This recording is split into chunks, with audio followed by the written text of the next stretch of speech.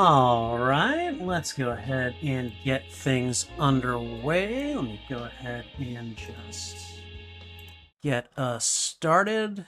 Go ahead and give Spotify a rest, and we're going to come on over to this screen. Hey, everyone. Spidey Librarian here, and I mean, if you've seen the thumbnail, you know why you're here. We're going to be watching Logan tonight. Now, I have this thing, and we're not probably going to roll it on Logan until about 9 o'clock because I got some things I want to discuss with you guys, and hopefully you guys are here for this conversation because I think it's a good one worth having. Um, Logan is a movie that I have seen, and I've usually been pretty choosy about the type of content that I react to. Usually, I try to make it so that it's content that I have never seen before, so that you're seeing my genuine kind of initial response to it. But the thing is, there's a lot of good stuff out there that I've already seen and that I have opinions on and that I would love to talk about. And so part of the reason that we are watching Logan tonight is simply because I've been watching a lot of YouTubers react to Logan. And so it's probably been years since I've actually watched the full movie. As a matter of fact, I might not have seen it since 2017 when it was in theaters all the way through.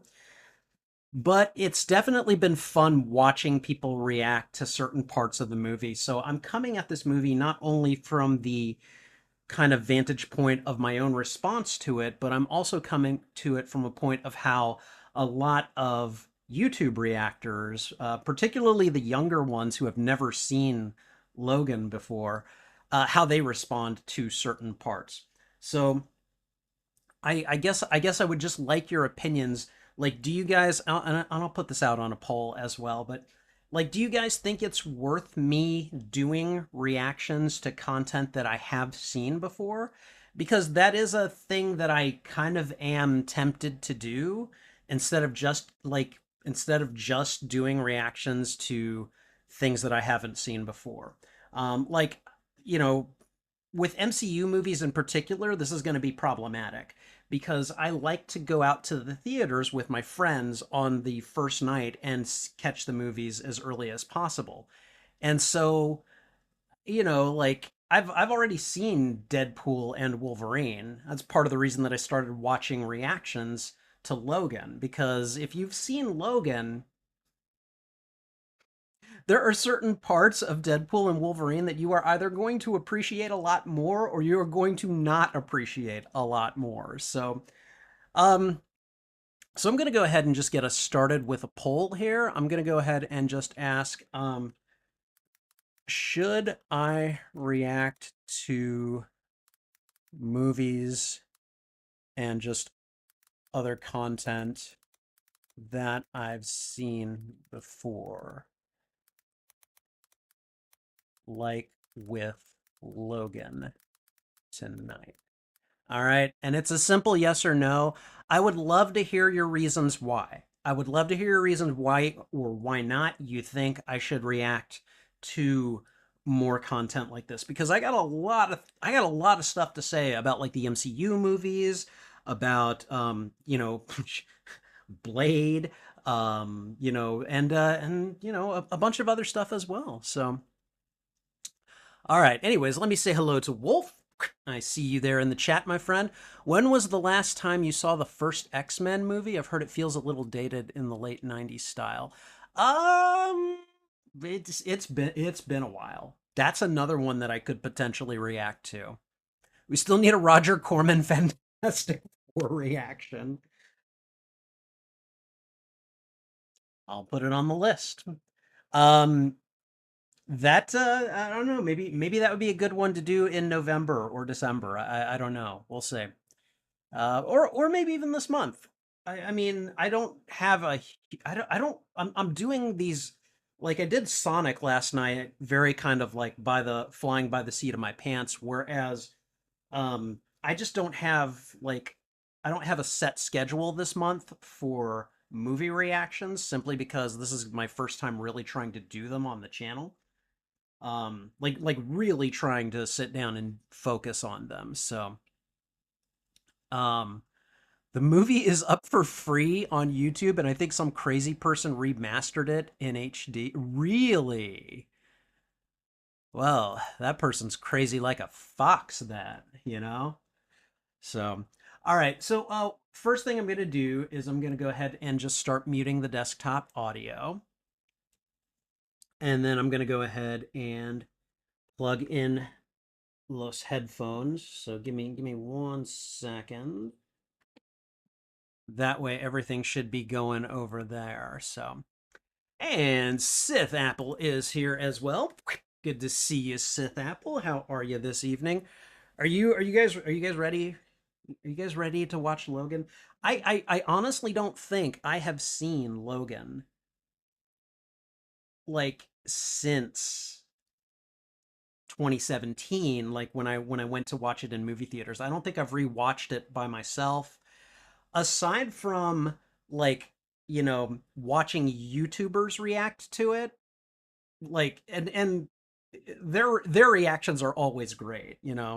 Um I kind of like the idea of reacting to this movie, or I guess watching this movie and maybe even analyzing it and just talking about certain scenes that I like, and especially in relation to how I've seen a lot of people respond to them, where I'm like, yes, this is the right response, or this is a great response to this scene. And I know technically there's no right response. I know that. But I come at it with a certain perspective. I'm someone who has read a lot of the comics. Believe it or not, I have never read Old Man Logan. I know about the story and I have a pretty good idea of what happens in it. Um, and I know that like Logan is definitely not a faithful adaptation of Old Man Logan, but there's a lot of stuff in there that I mean, like, I know what I know what goes on. So, you know, ooh, Sith Apple. Oh, you are packing hard tonight. You got Logan Noir loaded and ready. Logan Noir, for those of you that don't know, they basically re-released Logan, and it's completely in black and white, if I remember correctly. So the entire movie, like, so the grittiness just goes up an extra level. And if you haven't seen this movie, it is a gritty flippin' movie already. So that is oh man, you are ready to be depressed tonight, huh? Now I wonder, does Disney Plus have the what the hell? Sorry. Um, does Disney Plus have the noir version? I don't think it does. I'm gonna check just to be certain. I do not believe it does. It looks like it's just Logan, which is fine. I'm a-okay with it. So, but but damn, Seth, you go, man. You go. So let me just take a quick look. So far, you guys are behind me with the I should go ahead and react to content that I've seen before.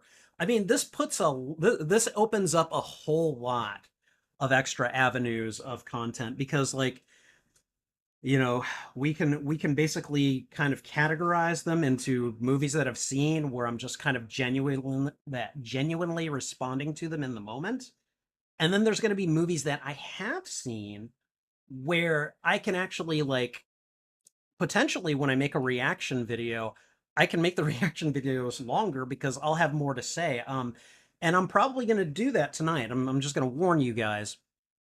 One thing I'm probably going to do tonight while we're watching Logan is I'm going to stop and I'm going to just like take a second and go like, okay, here's why this scene deserves a little bit of extra consideration. Oh God. Oh God, I just thought, dude, if we did this with the Ghostbusters movies, oh Jesus. Oh, because I can tell you right now, when it comes to Ghostbusters Afterlife, I have got some things to say about that one.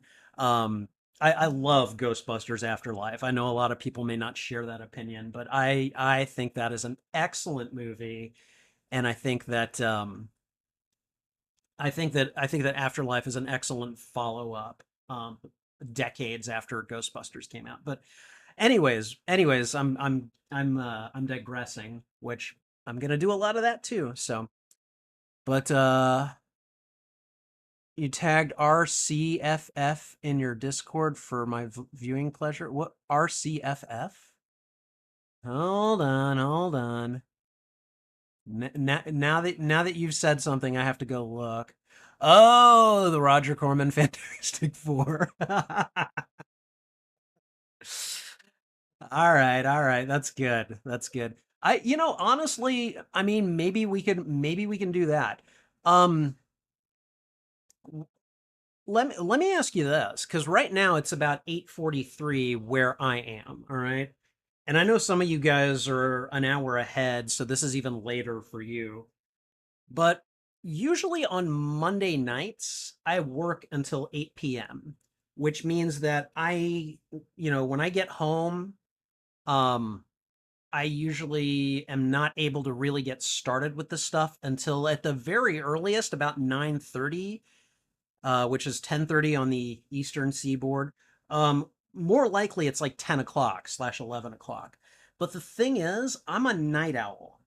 And if you guys are up for it, I'd be willing to try to host like a regular Monday night movie. Um, like and just kind of maybe make that a thing. And we could do, we could alternate. Like I'm gonna do in October, um we're gonna do movies that I haven't seen and then movies that I have seen. So I don't know. You guys tell me, do you think that would be a thing you'd be interested in? Because if you are, I can probably do it. So 6:30 p.m. Pacific. So I don't know. Let me know. I think that's a thing that I would like to do. In October, I'm going to do the movies on Saturday nights. I don't know for certain that I'll be able to do that this month, but I think I might be able to. I know Saturday nights probably a bit more likely, although if you guys have lives and go out, then I might be watching movies by myself. I don't know. But oh, hey Snaky, how you doing? Good to see you, my friend. Welcome. Are you ready? Are you guys ready to watch some Logan with me? Are you guys ready to get gritty and dark and depressed and everything? Because I got to tell you, I'm pretty excited for this one. When I was thinking of watch-alongs, I was like, I've been watching all these YouTubers react to Logan. I kind of would like to watch it again. I know it's depressing, but damn, was it good? So, all right. Okay, and then Snaky is saying, always do all content. You don't know if it works till you start a few movies. You are very correct, sir. You are indeed. Do whatever you can whenever you can do it. I appreciate that. So, plus your knowledge of X topics we really enjoy, which is funny because my knowledge of X men topics may come in pretty handy tonight. We'll see. All right, so let's see. How many votes do we have now? We have 4 votes. All right. So far everyone is like, "Yes, do it. Do it." I love you guys. I love you guys. And I don't know about you guys, but like I mean, I've been doing some of the show watch-alongs and some of you guys show up for it and some of you don't, and that is okay either way. But like I've been really excited about doing movies because I know people love to watch movies.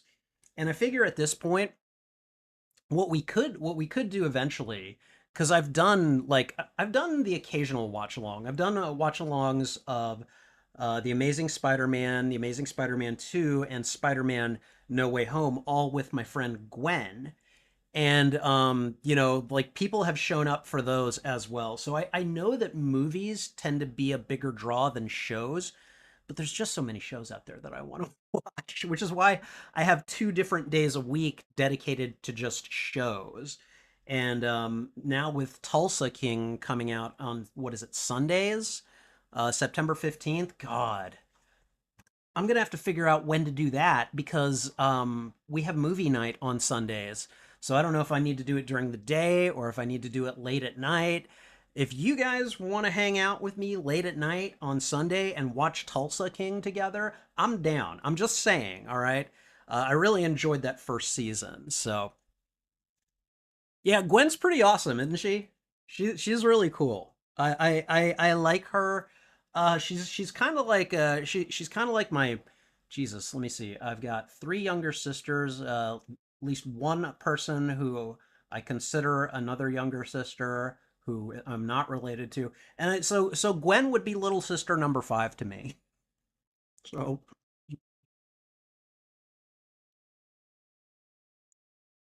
like I think I showed you guys. I think I once showed you guys the Spider-Man blanket that I got from Comic Palooza this year,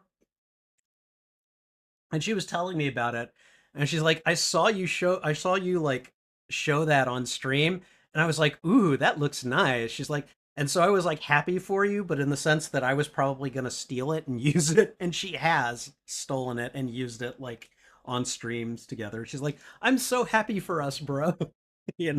So ooh, that's right. Terminator Zero just premiered on Netflix. Damn it. I need to watch that too. Oh my god. Is it good? Um, Timothy Oliphant is the voice of the Terminator, right?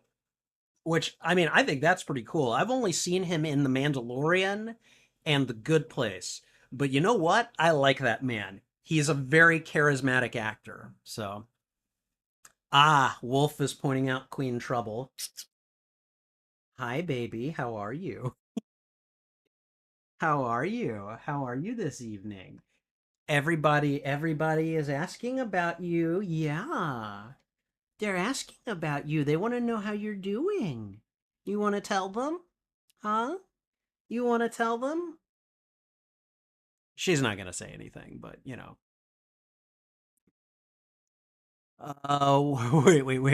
What? Why do women always steal, not borrow our clothes? I mean, for what it's worth, my youngest biological sister, I think she's technically my half sister, but she's my sister. She has tried to steal my hoodie, my boots, um, and I've let her borrow the hoodie at least. But yeah, she has tried to steal my clothes before. Granted, this was a long time ago, but I don't know. It's a thing. It's a thing that they do, and I'm not gonna explain it. Like I do not know why. All right, guys, we are about 10 minutes away from starting Logan. Um, just so you guys know, I am hold on, I'm gonna do a quick sound test, make sure that it queues up properly. Um, so just so you know, I am watching Logan on Disney Plus. That is how I have access to it. So I could not believe that this was on Disney Plus. I mean, if you think about it, it makes sense, but it's like there are beheadings in this movie, and it's on Disney Plus. So, anyways, I'm going to do a quick sound test, make sure you guys shouldn't be able to hear anything. So, all right, it's thinking about it.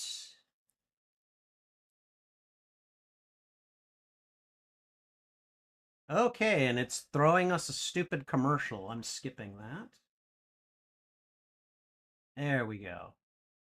No, no, no. I don't want to hear the 20th Century Fox fanfare. There we go. All right. Okay, hopefully you guys didn't hear anything. Let me know if you did because that is an issue, but. Okay, Wolf says he's been noticing cattails more recently. First cat has a neutral tail, second is up in question mark pose, and third cat wags his tail like a dog? Really? Just mentioned it because you saw Trouble's tail. I figured something triggered it. So, but okay. Didn't hear anything. Excellent. Excellent. Okay. I am oh god, I'm excited. I am excited. Um and again, I just want to let you guys know that doing this stuff with you guys is very it's very exciting. It's something that I really look forward to. And I mean, like, again, I love doing it with shows. Mesozoic shows up for the shows that I tend to do on Fridays. And then KG tends to show up on Tuesdays for the shows that I do, which I've been doing Star Wars Andor. Um, which, by the way, I'm just going to go ahead and throw this out here real quick. If you like or have any feelings about Star Wars Andor, I just finished watching all of season one. So tomorrow, Tuesday, I'm going to be doing a season one digest and analysis and reaction discussion with KG and with another one of my coworkers who is a big fan of that series. So, if you are interested in kind of listening along to that, please show up. It's going to kind of take the place of the watch along stream for that evening. It's going to be a discussion stream. And so, yeah, just come on up and hang out, and let us know what you think about Star Wars Andor. So, all right. X-Men Origins is next week, right? Oh, hell. Oh, hell. I just thought of this. Okay, I've seen X-Men Origins Wolverine and that terrible version of Deadpool that they made Ryan Reynolds do. But do you know what I haven't seen? You know what? I want you guys to guess. I want you guys to guess which which movie in this context am I talking about? Which one have I not seen? There is a movie that I have not seen, and it's we'll call it in the X-Men line of movies. So, all right, Acolyte is done, huh? I heard fans didn't like it overall. You know, I mean, the Acolyte is done. The Acolyte is done and over. I thought it was fine. It wasn't like mind shattering or anything, but I liked the story, and I I have a really hard time.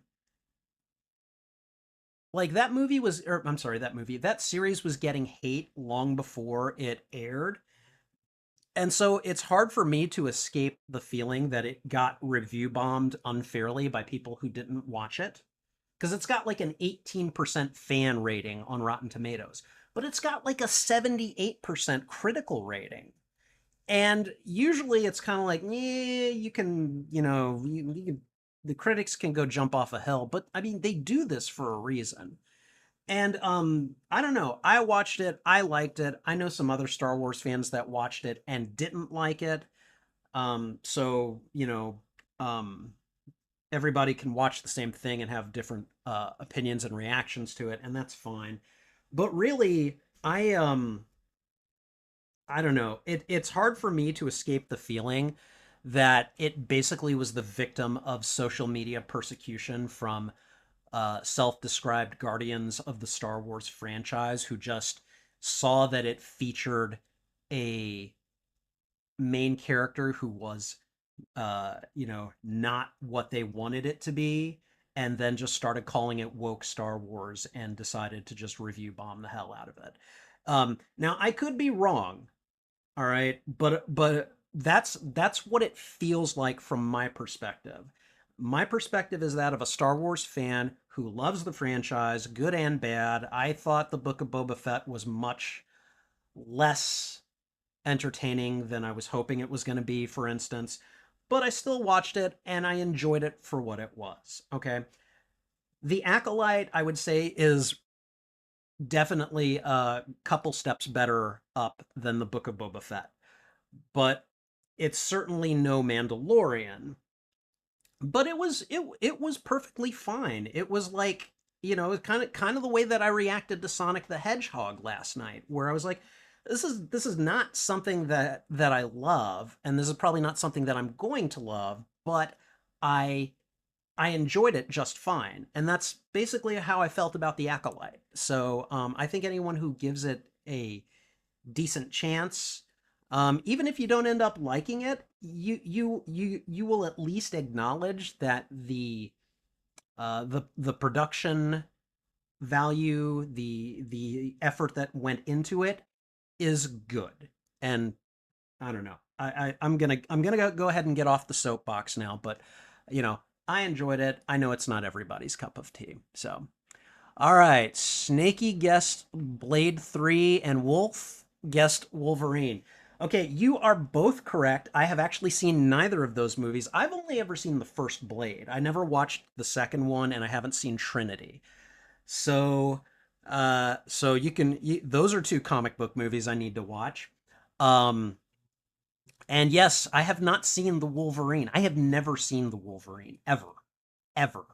So I should probably put that on the list as well, along with the Roger Corman Fantastic Four, along with the first two Fantastic Four movies that were made that have Chris Evans as the Human Torch, and I could also put Elektra on there, and I could also put oh god, I'm trying to think of all the movies, all of the like comic book superhero movies that I have not seen, and there's rather a lot of them actually. So, anyways, all right, I like the second one and third Blade movies over the first. Really, really, I've heard that I've heard that the like I've always heard that the first one is the best and the third one is the worst. So, um, but I should watch them. So, all right, Jessica Alba. Jessica Alba she is easy on the eyes, no matter what role she's playing. She is fun to look at. Not gonna deny that. So, let's see. Daredevil. I've seen or the one with Ben Affleck. I've seen it. I've seen it. And I've seen the Dolph Lundgren Punisher. Dude, that's one I haven't seen in forever either, actually. That one might be worth digging up and seeing if we could watch it. So, yeah, whew, that's a blast of the past. Okay. All right, but we're going to get started here in just a second.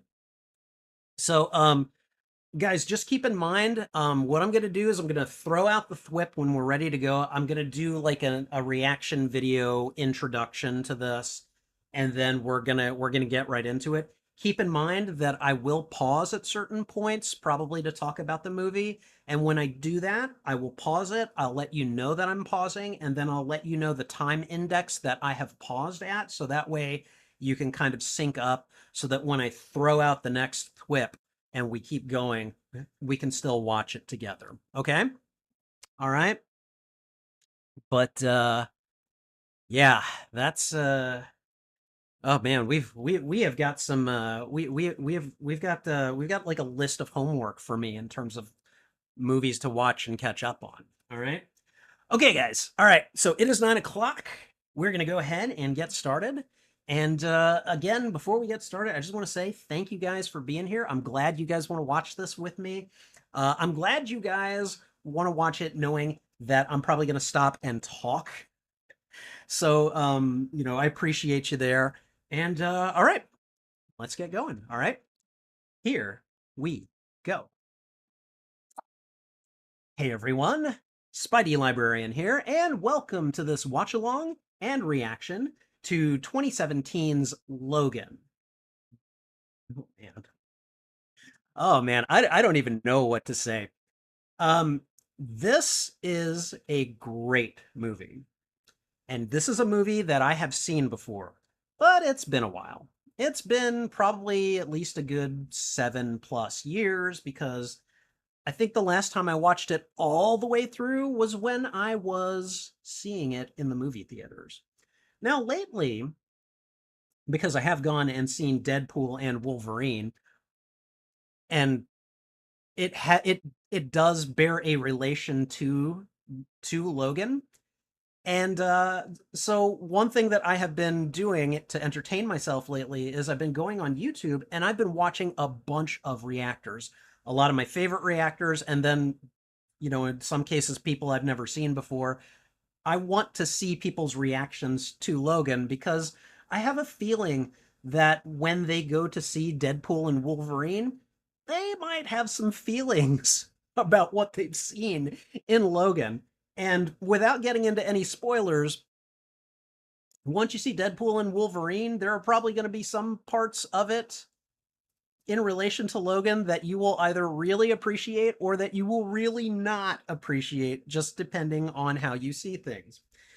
In any case, Logan is one of those movies that when the first time I watched it, I was like, I was blown away. I was like, Jesus, this movie is intense. It is hard to watch. It is gritty. It is bleak. And it is probably one of the best send offs to a comic book superhero character that I have ever watched. Comic book characters kind of are tricky bits of our modern mythology because they don't have to age. Whereas when you start adapting them into movies, the actors who play them and often get iconically identified with them, they do age. And at this point in time, Hugh Jackman has been playing Wolverine for 17 years across, I can't even remember how many movies, at least 7 or 8 movies. And at a certain point, there comes a time when you're just kind of like, okay, the, you know, I, the actor who am so heavily associated with this role, I need a swan song. And that's exactly what Logan was intended to be. And it was so well done. So well done. And again, I'm trying not to get into spoilers here, but I do think it is kind of one of those things that you have to find a good story, you have to give them a good send off, you have to pay respect to the character's lore, and the actor's association with that character. And all that is not easy to do. James Mangold and the creative team behind Logan and Hugh Jackman did a fan frickin' tastic job, and it's just kind of amazing knowing that this movie exists in relation to this character and the comic books that the source materials are drawn from. Now, I know this movie does draw on some comic book I'm sorry, I know this movie does draw on some of the comic books for inspiration. I know that a lot of people quote Old Man Logan, which is one of those comic book stories that I actually have not read yet, as inspiration, but it's definitely not the same story. I know that Old Man Logan has a lot of different characters, a lot of different plots and actions going behind it, but there's definitely a feel that that story had that definitely inspired this take on the cinematic Logan. And again, been a while since I've watched it. Aside from watching YouTubers react to key parts of it, which is always entertaining, but I've been looking forward to this one for a little while. So, and we're going to get to it in just a moment. So hang on and get ready. If you enjoy these reactions, it would be great if you would go ahead and thwip the like button. It really helps me out. And if you haven't already, consider subscribing as well. If you hold on. Sorry, I got something in my throat there. If you like or dislike this film and or my reaction to it, please go ahead and let me know why in the comments. I would love to have a conversation with you about this film. All right, guys, we ready? We ready? I'm about to hit that. I'm about to hit that play button. All right. Okay. All right. Oh, and guys, for those of you that make it this far, um, if there is like when I get to the end of the movie, if I start doing a an analysis of the movie and I've still got the headphones on, remind me to take them off. Just spam the chat going take off the headphones, take off the headphones. So but I might leave them on whenever I pause the movie. We'll see. It's just going to depend on whether or not I remember to do it. So, if I can, I'll take them off. I might forget to take them off. We'll see. I don't know. So, all right. All right. You guys ready? You ready? Here we go. All right. 2017's Logan.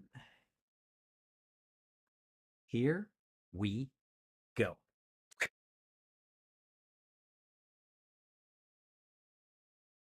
The 20th Century Fox fanfare. Who knew that 3 years later it would be sold in a fire sale to Disney? And then give us Deadpool and Wolverine.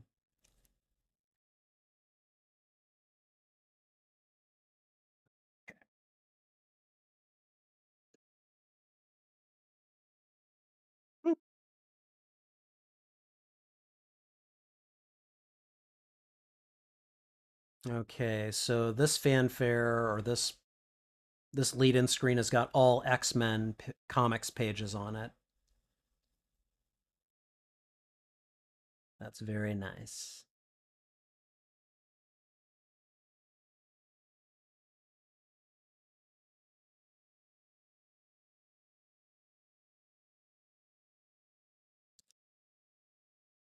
Okay.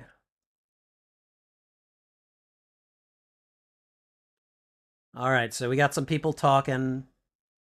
All right. Okay. Yeah. No. There are these dudes trying to take the wheels off a car, and there's Logan passed out.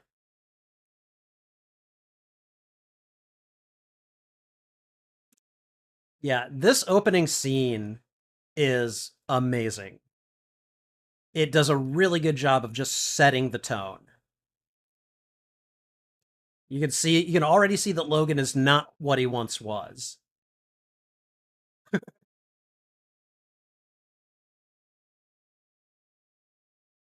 Plating flakes off.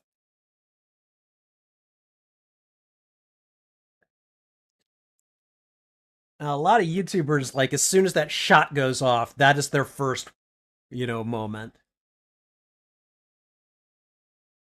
And look at that. He's already just like bleeding out.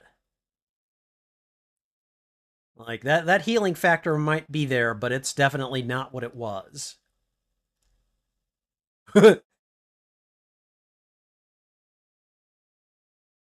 You won't like him when he's angry. Ooh, claws come out slow. Still got an adamantium skeleton, though. At least I'm guessing he does. Oh, through the arm. Yep. Not the car. He's more concerned about the car than himself.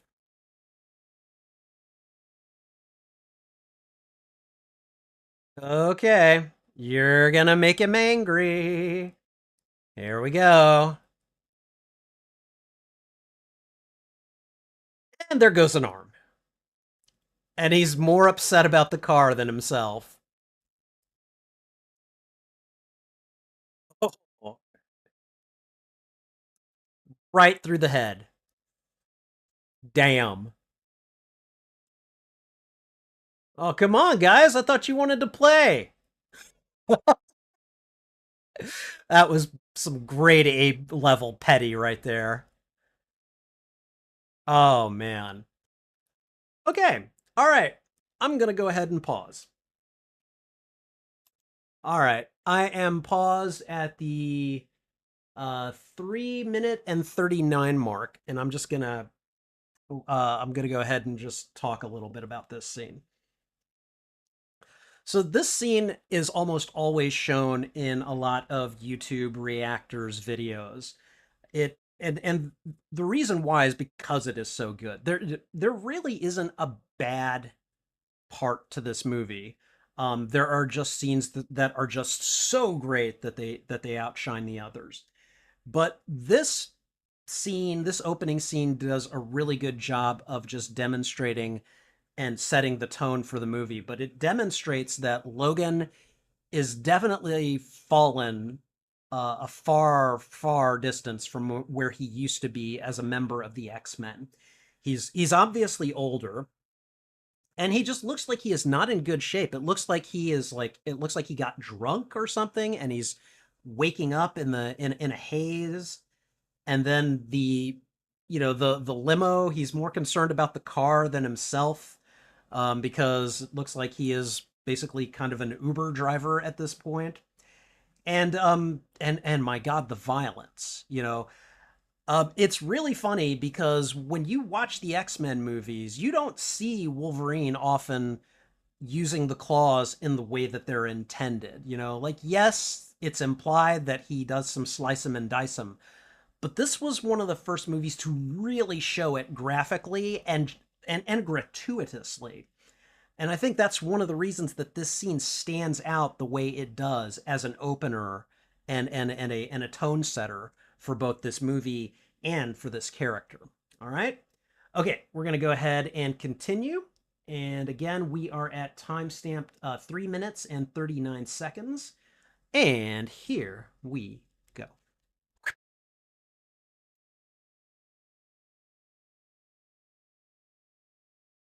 Lot of dead guys here. Is that dude missing a leg or part of his leg? Yeah, there. Okay, hold on. Okay, maybe that was just a perspective thing. That guy is missing a leg. And probably a heart now, too. Yeah, yeah, this got graphic real quick. And it was one of those things that I was like, this is the perfect movie to do that in? And now his limo is banged up and he is not happy about it. And to be fair, I wouldn't be either in his situation. Has he got a. Oh, he's got a new suit. He's probably got an army of them.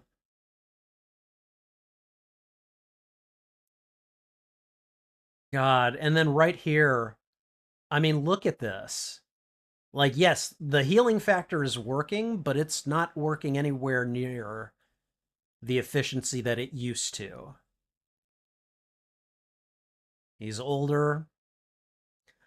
I've heard some female YouTubers call him a silver fox, silver Wolverine, and I'm like, you mean Silverine?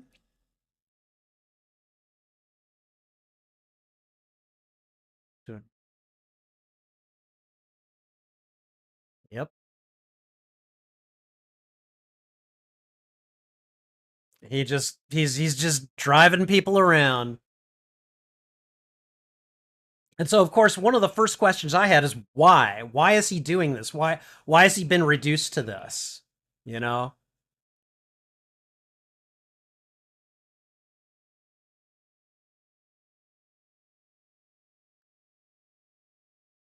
Okay, and so he's taken someone to a funeral, I guess, as part of his job here.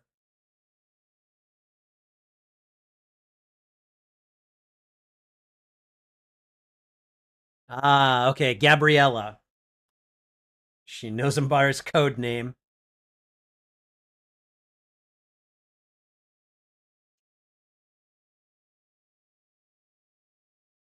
I need a hero.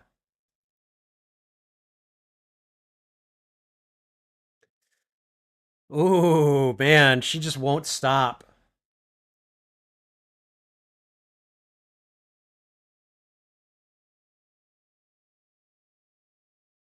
Is that was that her car? Again, it's been a while since I've watched it, so there are some parts that don't regularly get shown. Wow.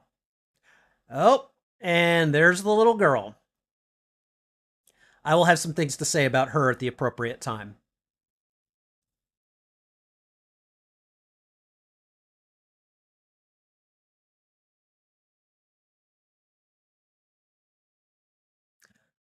Oh yeah, this guy.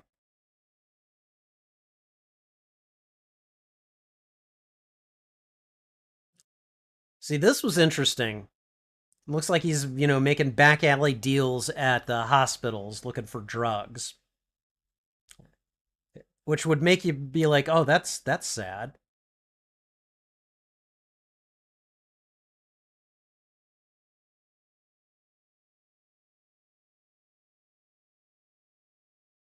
Okay, so already you don't like this guy. Yeah.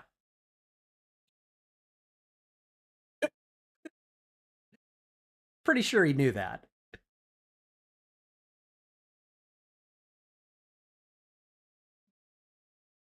My God, the way he says that, three dead cholos.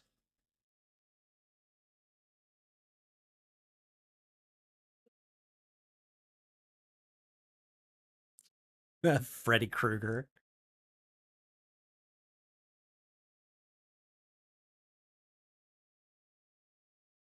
Dang. Their investigators did their work.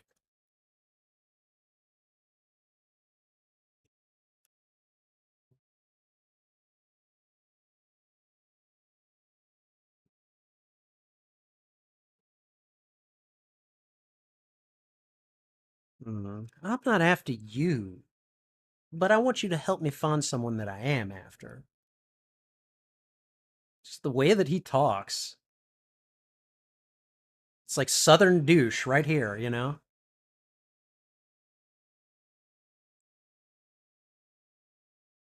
Oh, wow.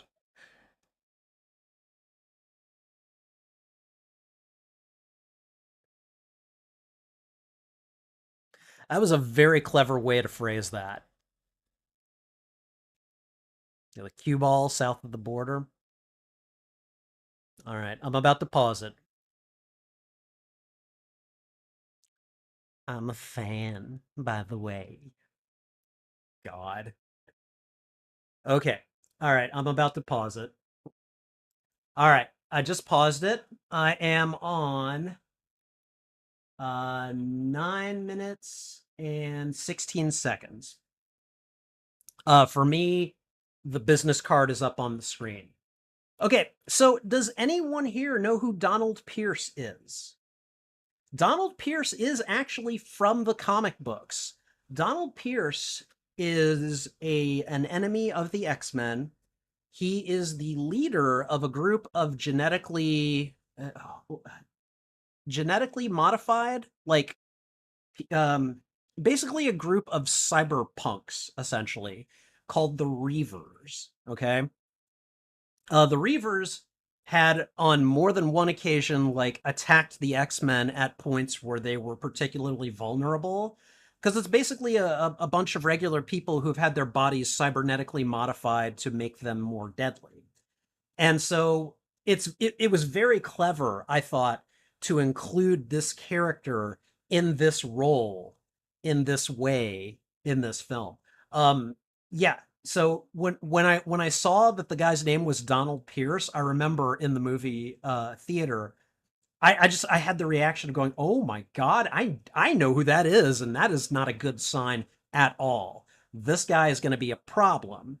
And I mean, you can kind of tell that just from his intro, but like if you're like me, if you're one of those nerds who read the comics and did all your research on X-Men lore when that was just the thing you could dedicate all your brain power to, this is kind of one of those moments where it's like, ooh, extra reward for me, and oh, that's not good for him at all. So, all right, okay, we're gonna get back to it. And remember, we are at 9 minutes and 16 seconds. All right, here we go. Yeah, he is not happy. Yeah, see, he wants to get out of here now that he knows that someone is watching him. They're not going to do that.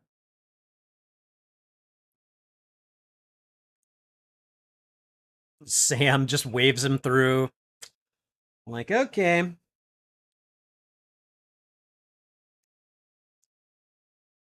And so over here, they're in Mexico. They're outside of U.S. jurisdiction, which I'm sure is by design.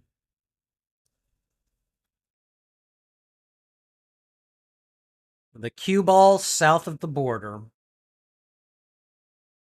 I mean, like, Donald Pierce has got smarmy written all over him, But I got to admit, that was a very clever turn of phrase, you know? And we're here at the compound.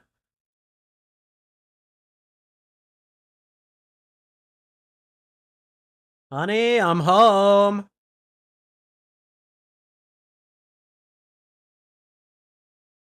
All right, and now we're introduced to Caliban.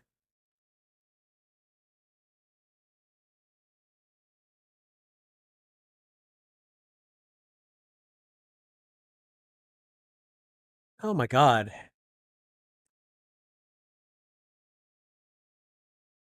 This is so sad.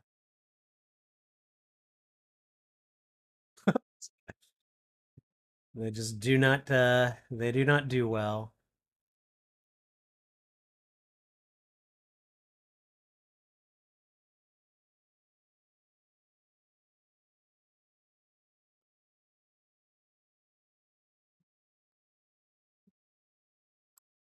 Okay, I just paused it right now.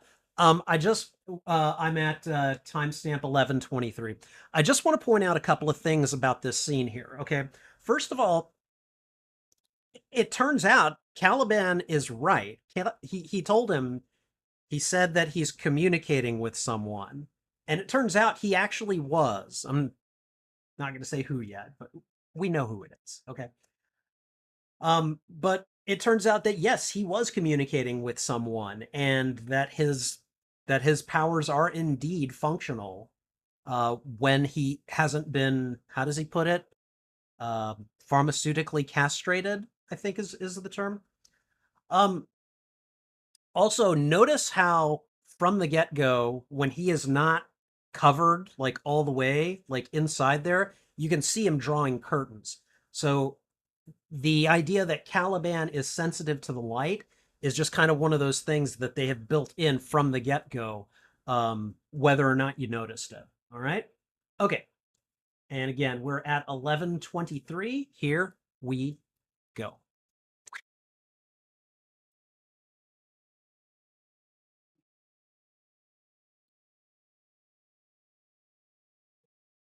I really like the Caliban character, even though he's not terribly, you know, he's not terribly utilized.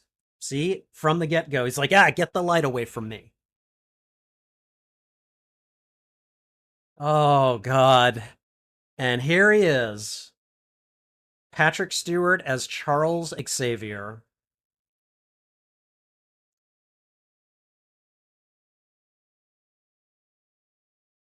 Oh,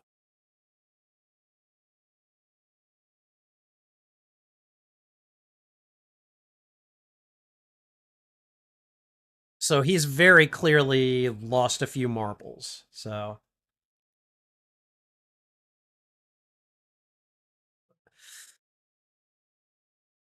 it's like it's like he has dementia at this point.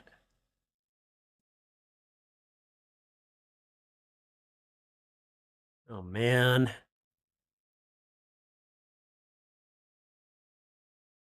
Oh man. And so at first you're wondering why he does that, why he's trying to put him to sleep. And then we see why.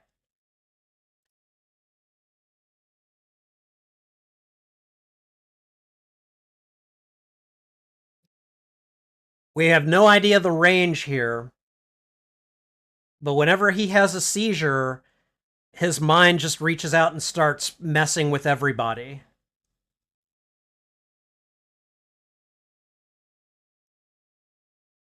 Ah.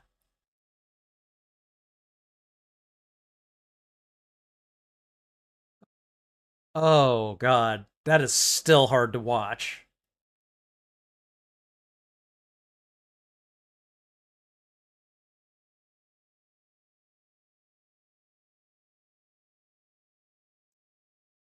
Oh, man. It's like he's just waking up for the day.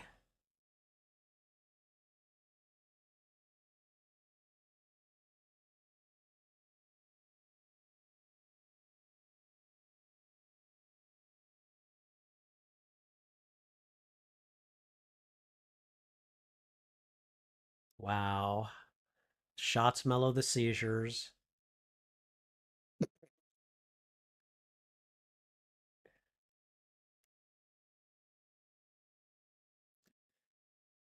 That's sad. That's sad right there. Sometimes I always know who you are. Sometimes I don't recognize you.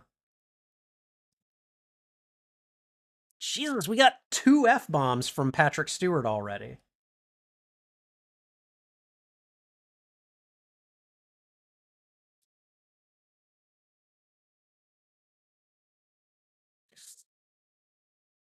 See, at this point, Logan is like, you're trying to relive the glory days.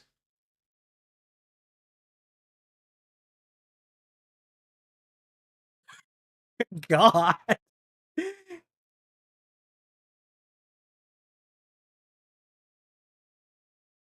Statue of Liberty would have been 29 years ago.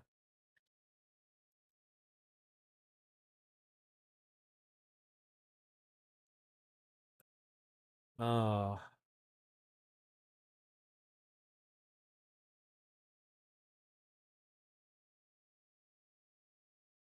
well, that's nihilistic.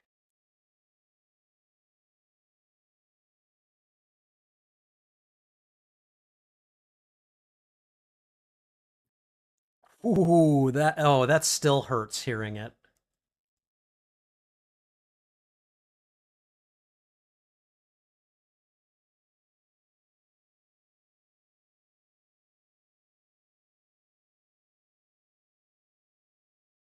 Okay.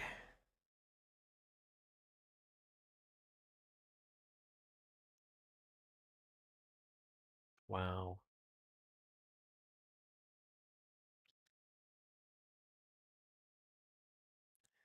See, that's an interesting question right there.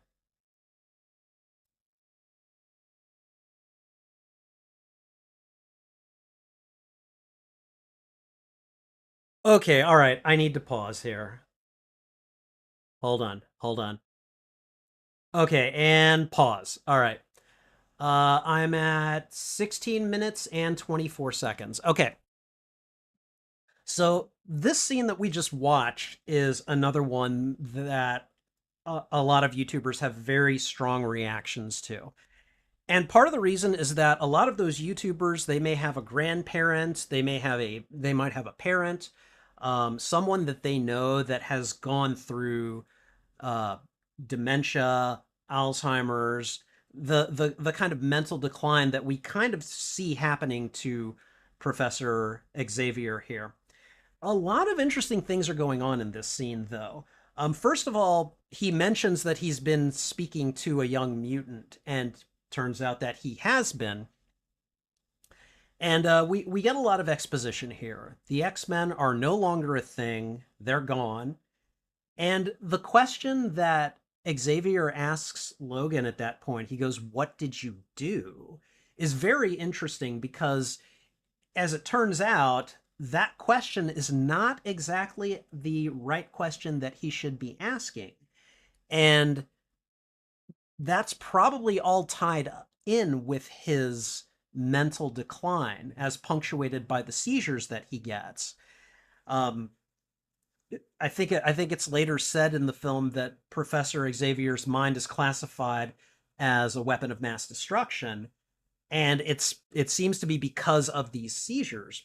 But if you think about it, if that's what happens when he loses control, think about the things that he could have done even without Cerebro if he had wanted to.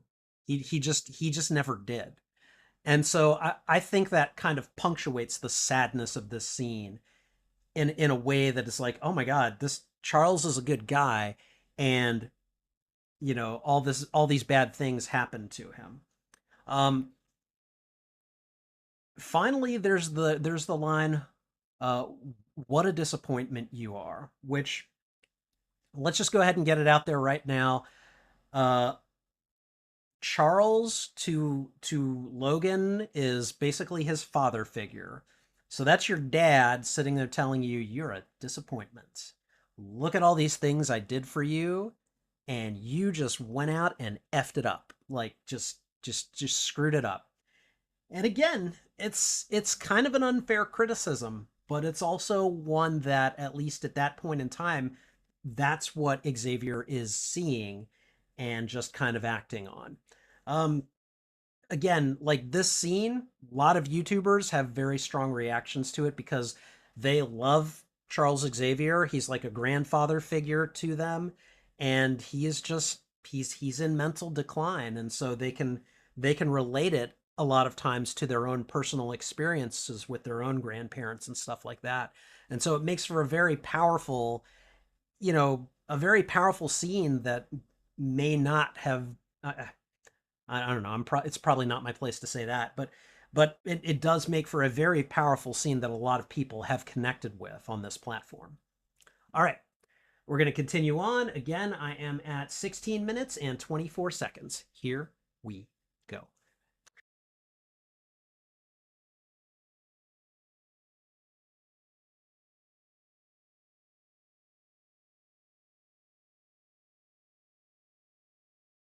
Is the sword significant?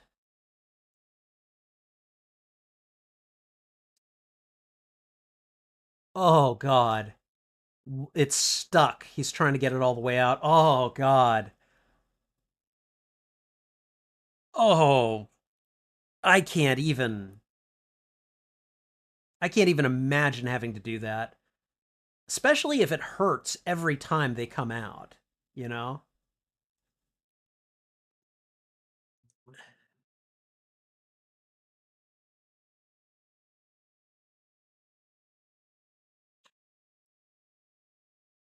His hands are shaking. All of the things he used to be able to do, like popping his claws, he can't do that as well anymore. He hurts more, he heals less. He's been reduced to nothing, really. And they're just trying to get by. He's trying to keep Charles away from other people so that his seizures won't hurt others. And he's talking, and Charles is apparently talking to someone.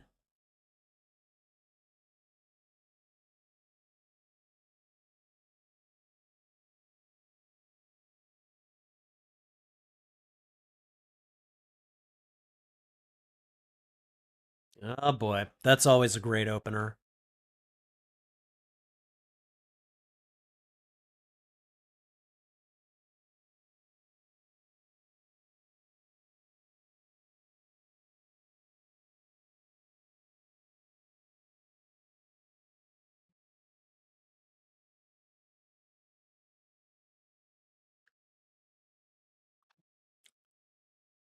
Oh man.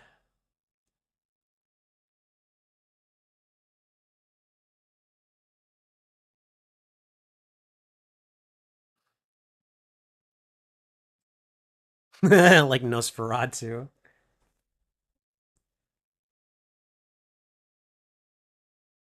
I mean, what are you gonna do? Oh,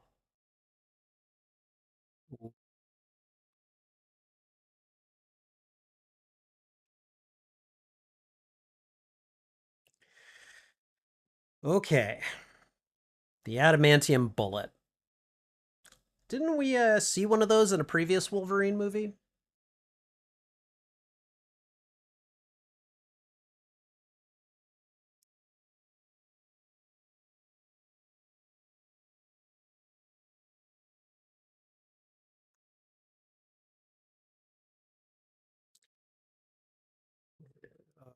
He's gonna bring up a whole list of things that are gonna make Logan uncomfortable.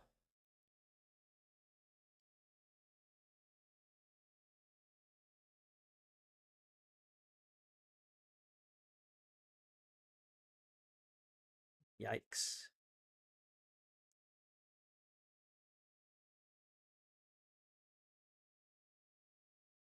Was that was that necessary? See, it's very interesting to me that Logan asked him for help, and he's trying, but Logan isn't giving him the ability to help. Oh God, I forgot about that. I think that might be the first time we've seen Logan smile during this film. Oh man.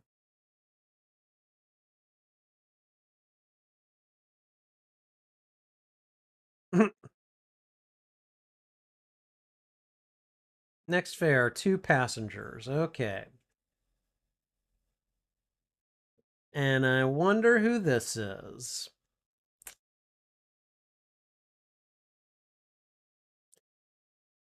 Interesting shot there because she's not very clear. Like it's you can't really see a lot of details about her. You can tell it's a little kid, probably a girl. Yeah. But at first it's like I don't know who she is and I don't want to know who she is.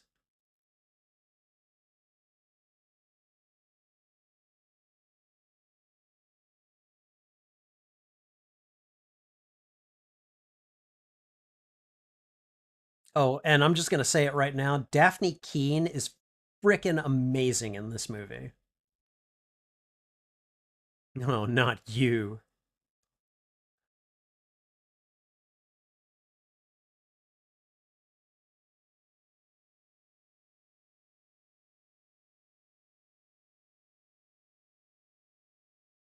Dang. I'm,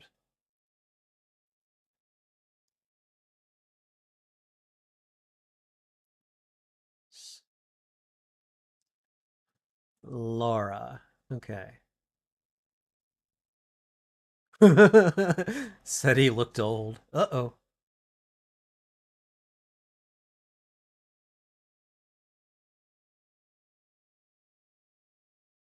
Mama Sita's gonna. Wow. The casual racism here. What is wrong with her? What the hell? Ooh, okay.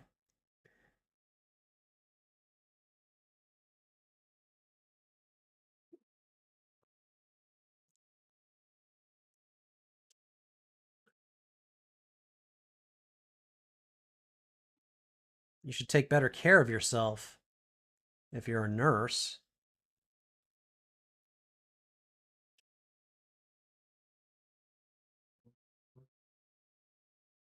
So, did she get. So she got shot?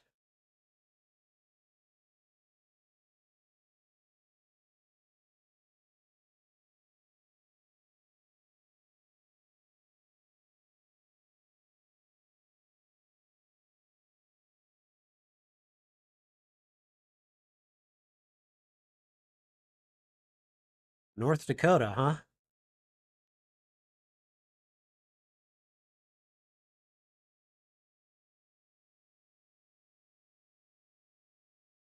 Oh, she stole it.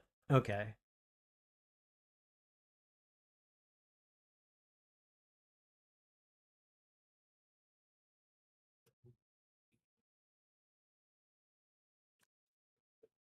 Yeah, sure. That's my daughter. Yeah.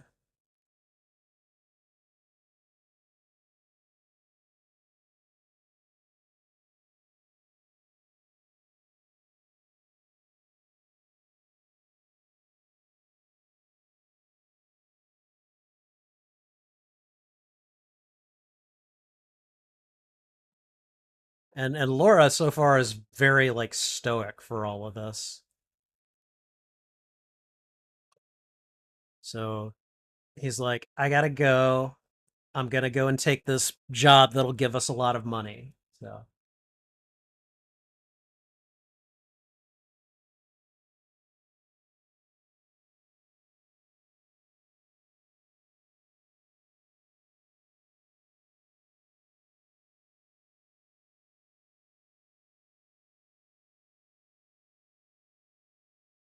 I like that he at least asks if Logan will be safe. I like that he at least displays that concern for him, you know?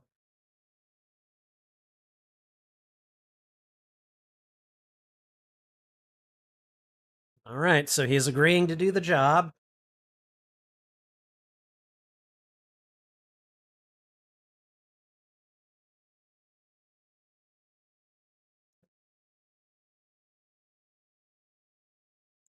And the door's been forced open, and yep, that is not good for her.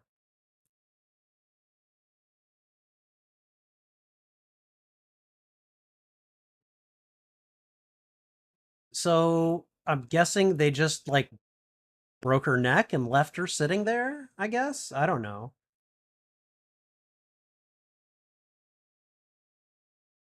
Oh. Oh man. Okay, she at least managed to hide her phone. I guess that was pretty smart.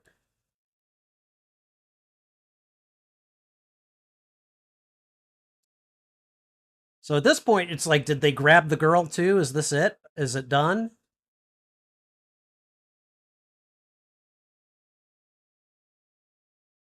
Job was wrong to begin with. That's an interesting way of putting it. And I think this is pretty much the reason that Caliban exists in this movie, because he's able to suss out that Laura is actually here. He's like, what is this? Yeah, he can smell it.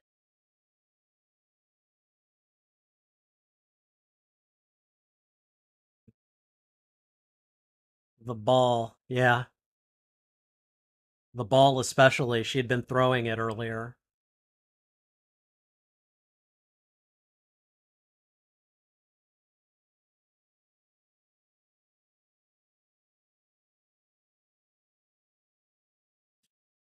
Oh boy.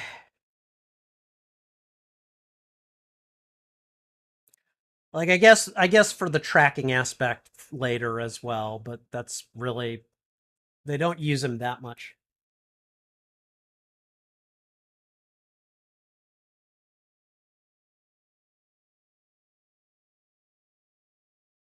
Ooh.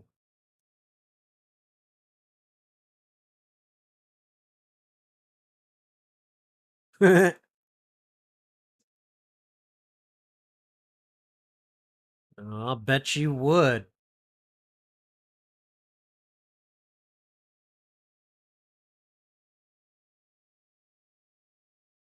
Oh man. Bringing up the thing back east, which we still don't know exactly what it is. Like we have an idea, but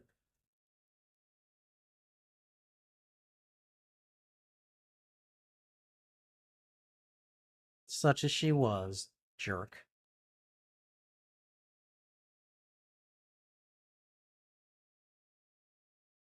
Jesus.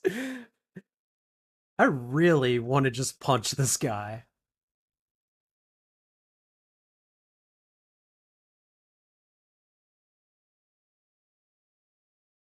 You better take your cyber hand off. See, that's a nice touch for Donald Pierce.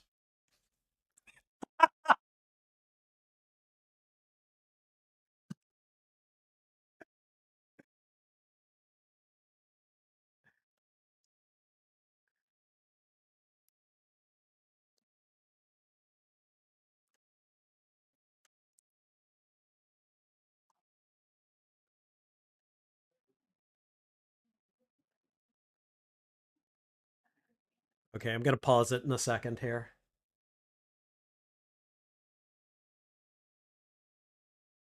Dang. She's definitely got the attitude.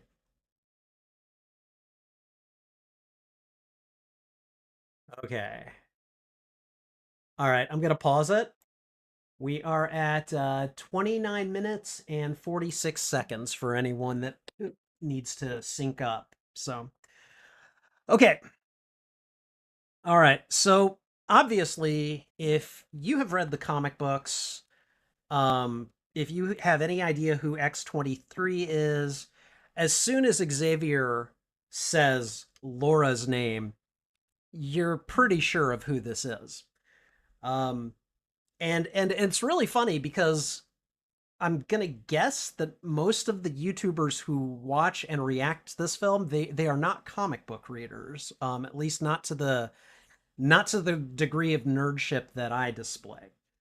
Um, because I do remember as soon as he said, oh, like as soon as he said Laura, like I knew she had been named earlier, but I didn't catch it before. I think when Gabrielle had said it. But as soon as Xavier said it, I'm like, oh, I know who that is. I know exactly who that is, and I hope I hope we get to see some fireworks as a result. And let me tell you, there were fireworks. So and we can also see that again, this whole like he's been communicating with someone is has all turned out to be true. Charles is using his telepathic abilities and he's communicating with other mutants, namely Laura. And the whole the whole story that he has concocted that Logan doesn't believe turns out that it's true. And it's it kind of adds another layer of oh god, things the stakes are building, and so is the tension in this movie. So all right, we're gonna go ahead and continue. Remember, we're at 29 minutes and 46 seconds. Here we go.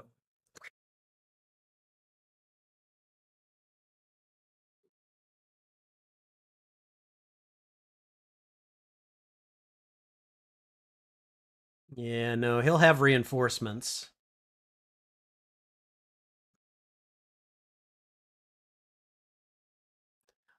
I mean, honestly, you could have just like put a claw through his brain or something. Would have saved him a lot of trouble. I know. That's not what heroes do. I get it.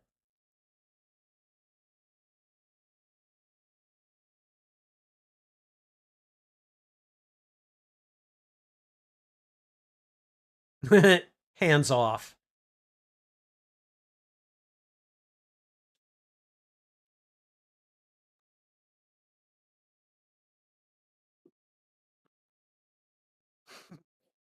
Just like hands off, a hole.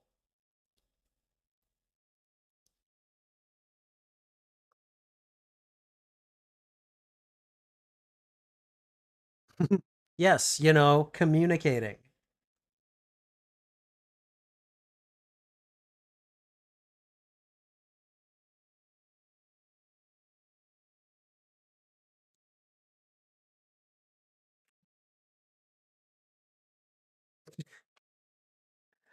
I really find Logan's disbelief here annoying because because Charles has been right at this point. It's like, come on, give me a break here.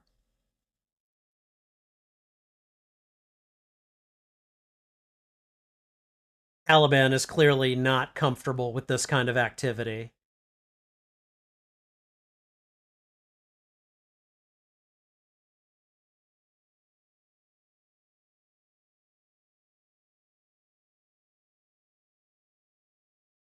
He was quick to grab that gun. Ooh, beauty, more casual racism. Yep. Here come the trucks and the men with guns. Yep. It's a little platoon. That genuine surprise on Charles's face. Logan is just like not having any of it.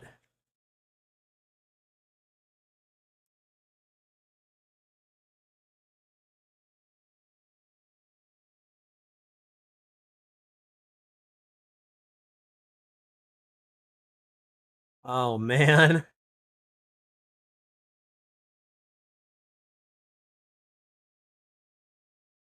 He is just like not having it because he doesn't think she's a mutant,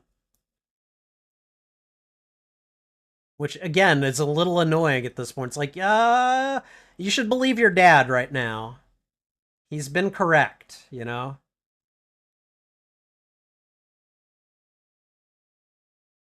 This is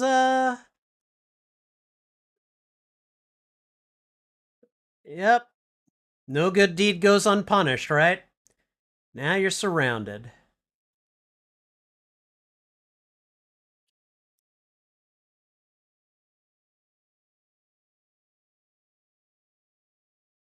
Okay. Okay, that's the girl's picture, yeah.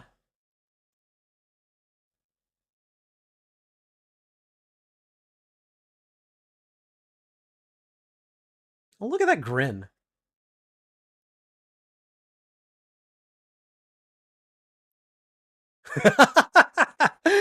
I'm a nonagenarian.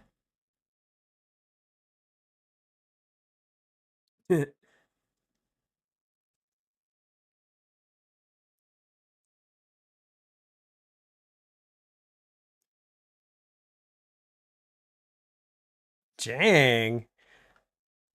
Got a lot of guys with guns pointed at you.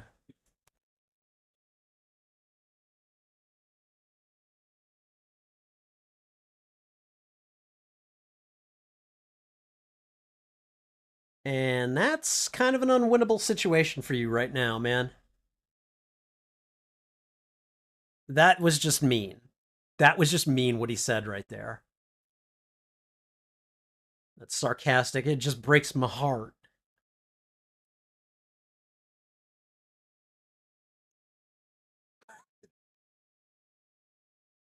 Okay.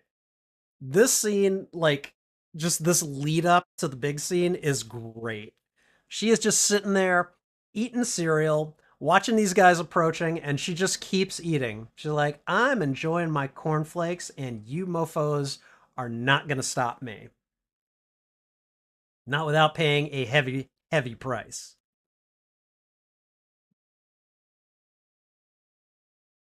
So, and this guy, you got this big, burly guy with these big, mean looking restraints coming up to her. And she just sits there and just looks at him like, come on, let's bake some bread, pumpernickel. Let's do it. You know?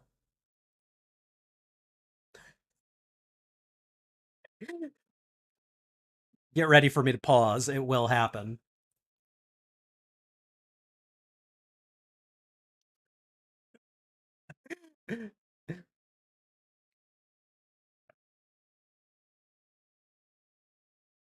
So many great things to discuss in this scene.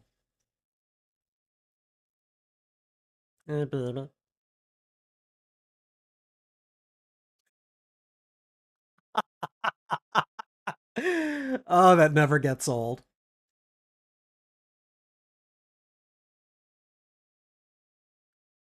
Okay, I'm about to pause. Hold on.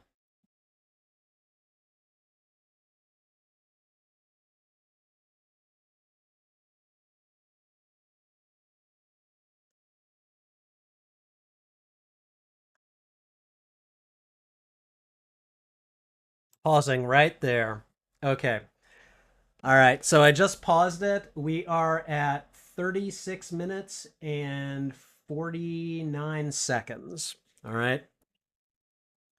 On the screen, it is a close up shot of Laura's hands with the claws starting to extend out. Okay, this scene is in every YouTuber's reaction because again, most of the YouTubers who are reacting to this movie have never seen it before.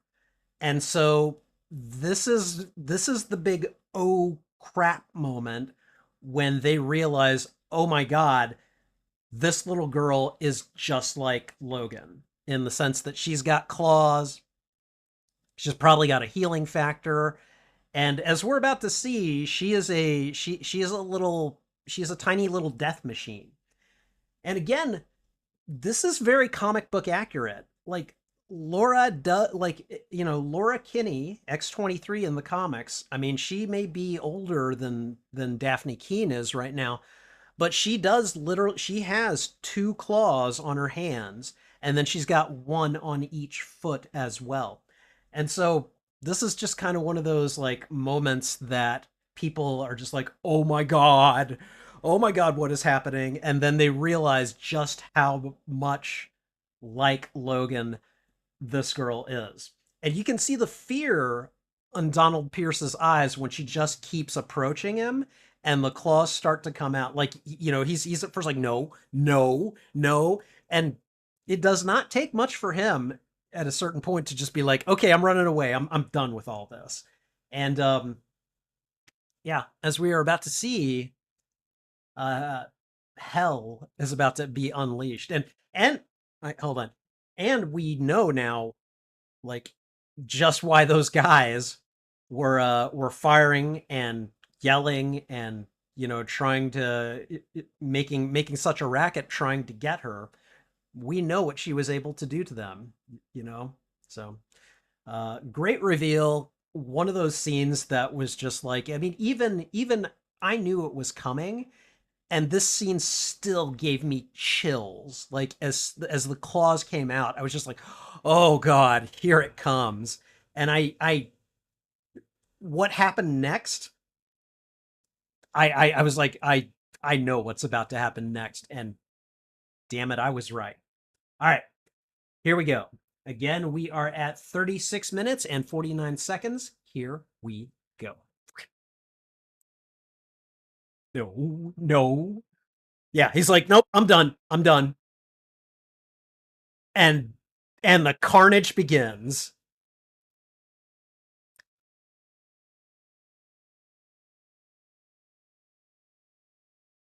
She heals.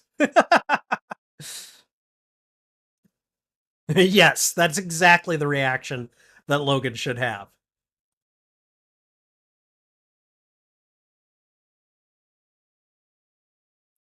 And she's just like she's tiny, she can get into areas they can't. And as you can see, she's a very nimble little thing. I'm gonna just start picking mofos off. 90 and that's a great move. Just sticks one, jumps to the other. She's just going through, just ripping people up. Probably exactly the way Logan did in his heyday, you know?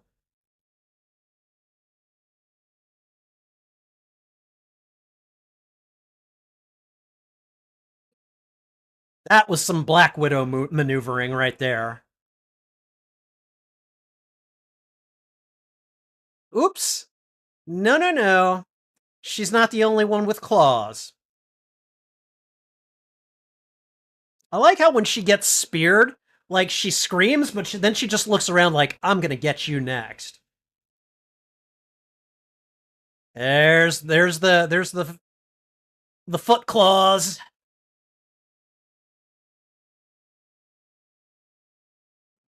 Hurry, hurry.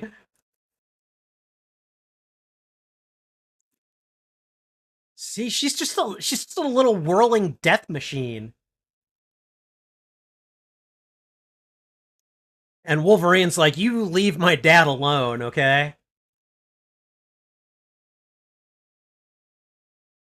And Xavier, I guess he can't do anything right now because he took his medication.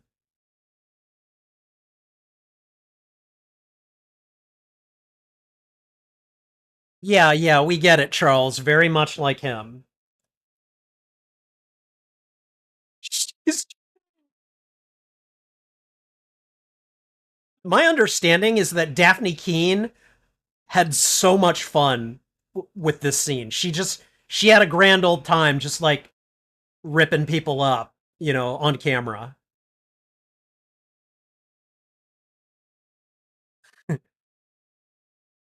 My God, like they took out a lot of soldiers, and there's still a lot of them.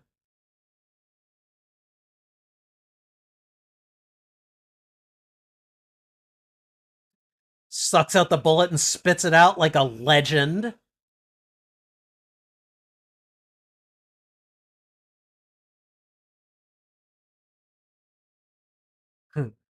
Oh yeah, this is gonna go well.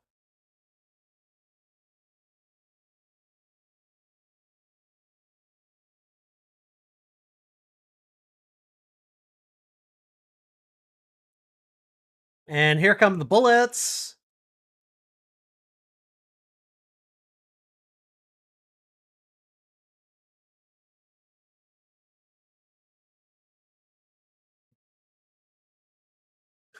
I'm not used to driving backwards.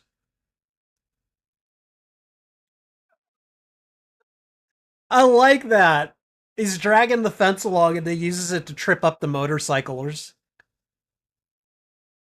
Okay, this outfit must pay really well.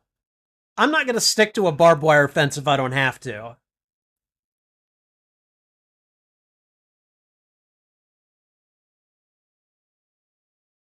Okay, all right. This little scene was awesome.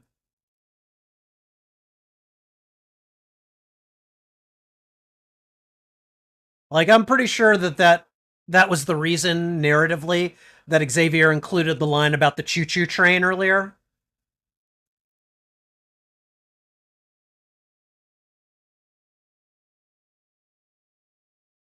Yeah, you're done, buddy.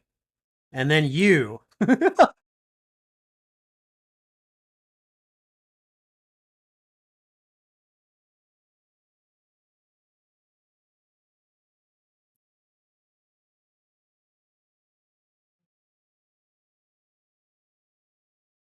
Oh man, I really feel for the guys in that truck. You know they did not have a good end. Oh, this is gonna be a long train. Hi, we're out of here. See ya. Man, his car looks like my car does when I play Fortnite. Bring me the tracker. And that's why Caliban is still kept in the movie.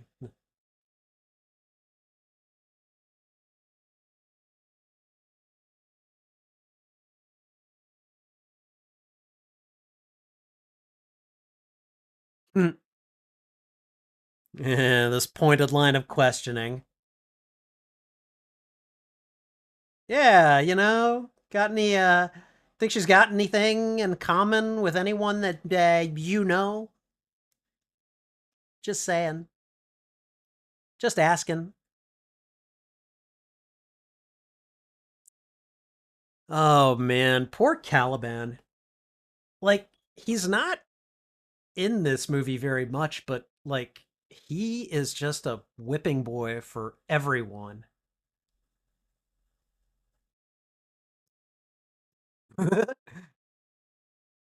Really? Really? You got to just break out with the punches, huh? Jerk.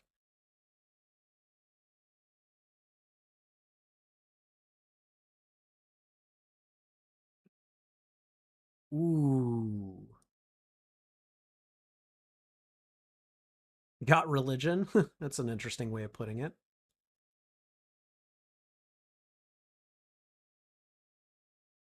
The good guys. Wow. I'm going to force you to do this thing. Yeah. Of course. Yeah, of course he'd say that.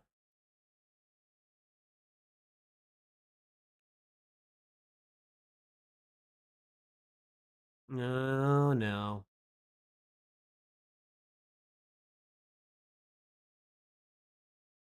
Beware the light. And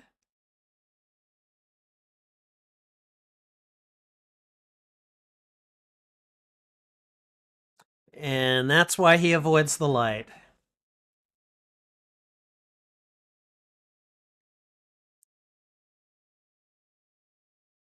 Jesus. He's just saying like these very casually terrible things while he's tormenting him.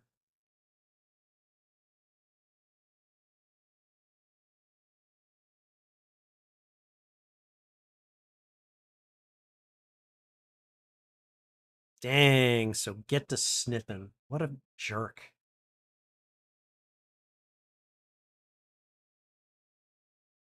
Oh, transigen. Okay.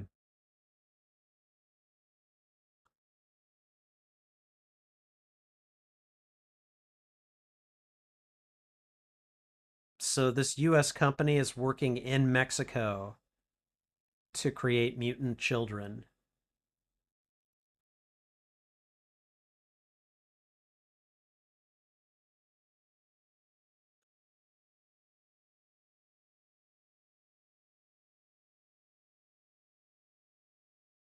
Man, can you imagine living like that?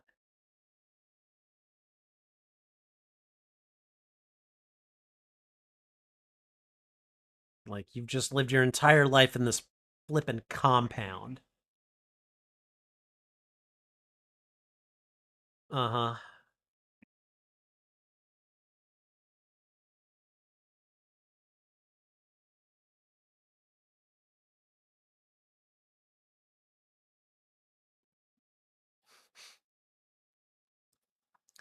Just a kid, just riding the mechanical horsey.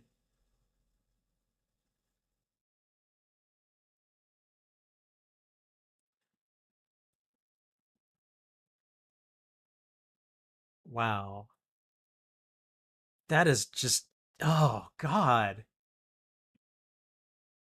Terrible people running this operation, too. Oh, you want me to use it? Here, I'll use it.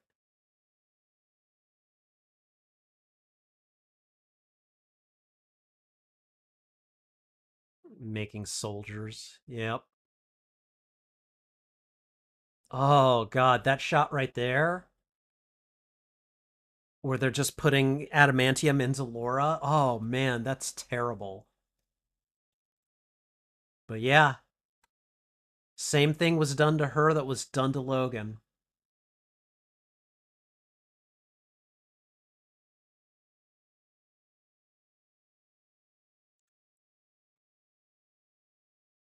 What do you mean, what is she? Yeah.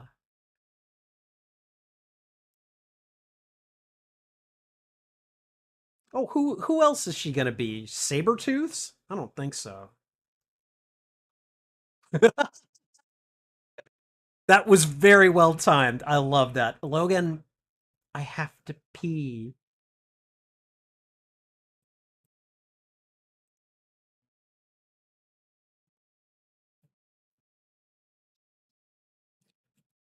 I don't know if you guys can hear the song that's playing in the background right now, but it's by Jim Croce. Uh I think it's called I've Got a Dream or something like that. It's a good song. I've actually sung that song. Yeah. Me down the highway, rolling me down the highway, moving ahead so life won't pass me by. Or I've Got a Name. I can't remember. It's one of those. It's a good song.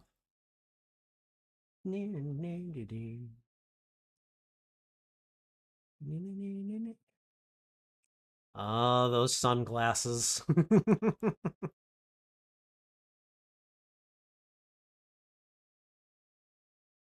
I'm just gonna go away from you now.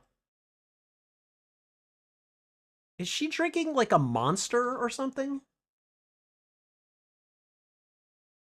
You don't get to take my stuff, man. No. I'm sorry.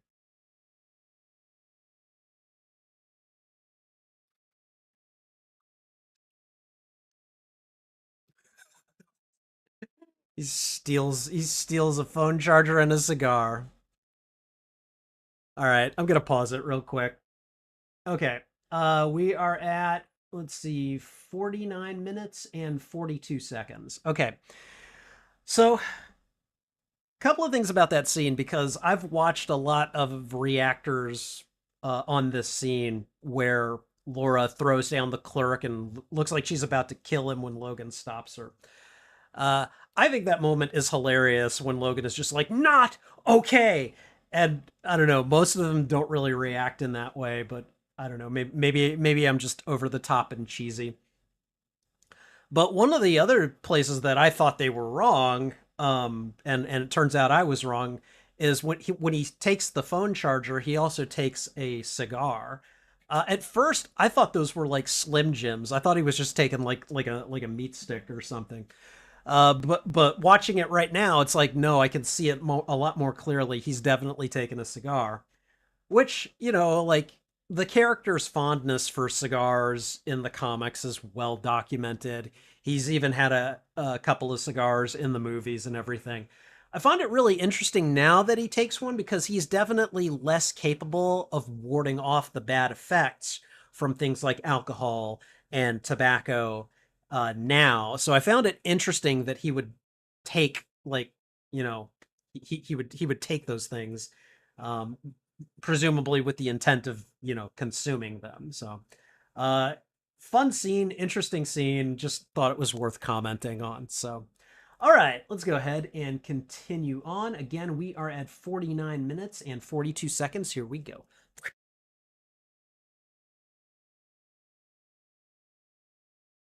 Probably coughing from the cigar.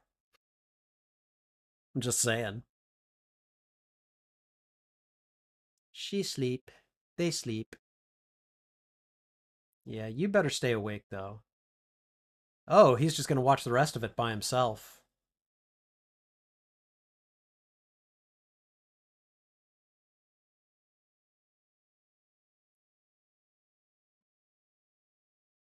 Keeps cutting herself. Damn.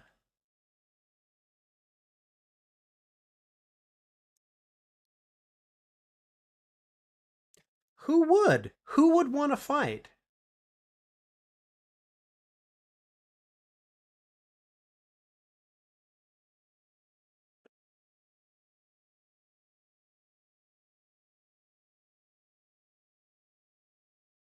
X-24.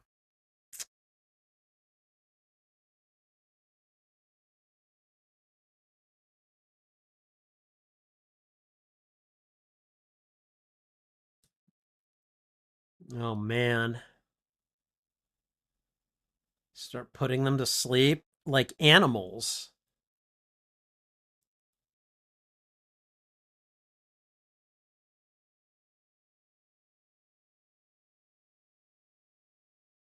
I'm probably going to pause after the phone scene ends.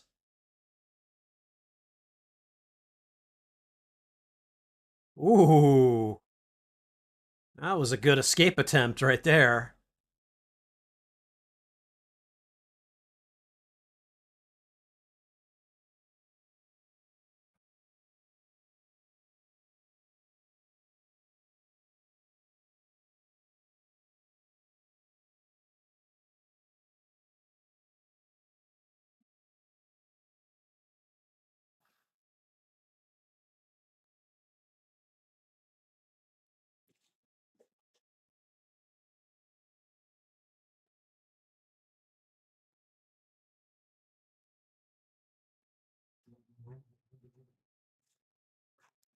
Okay. I'm going to pause again. We're at 52 minutes and 8 seconds. Okay. Um, I just want to comment on that particular turn of phrase that Gabriella employs at the end of the phone conversation, because that's a very striking phrase to me. It's very beautiful and it's very painful, and especially in the context of what has just happened. Um, you know, she's not my child, but I love her. You may not love her, but she is your child. Like there's a really interesting congruity here where it's like, this woman who effectively, raised and cared for her and is not her biological mother, still loves her and wants to save her life. And I would like to just point out that like the the unsung heroes in this movie are those nurses, because Gabriella cannot have been the only one that was trying to save them. There were multiple nurses who were working against this company from within once they decided to terminate these children, and they got them out in the first place, and then they got separated. How many other nurses died? How many other of these nurses were captured, were put to death, were just because there are none by the time we get to Eden. There are no other adults there other than Logan, which tells me that a lot of those nurses, I mean, they gave their lives for these children. And again, like Logan at this point is he's got that very interesting turn of phrase which very much affected me, so I hope it affected him. But he's also seeing that all these things that were done to him were also done to Laura.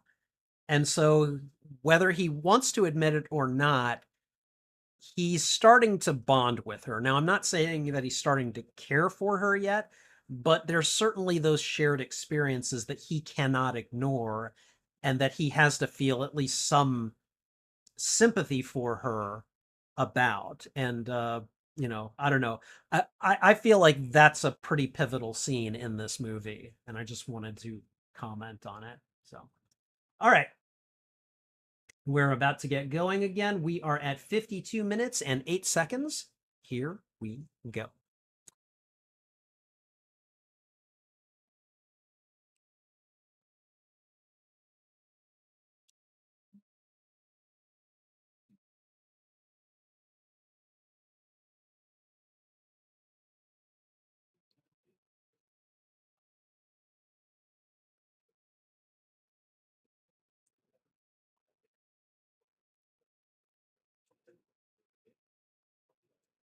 Okay, so where are they? Are they in Las Vegas? I'm going to assume that's where they are unless someone tells me otherwise. It certainly looks like Vegas, all the lights and everything.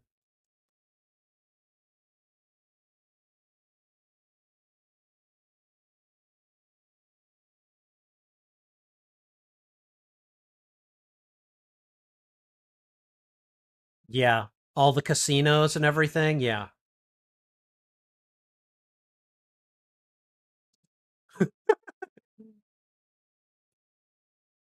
Hey, we're in the middle of a mission, so just ignore the sunglasses. I love that.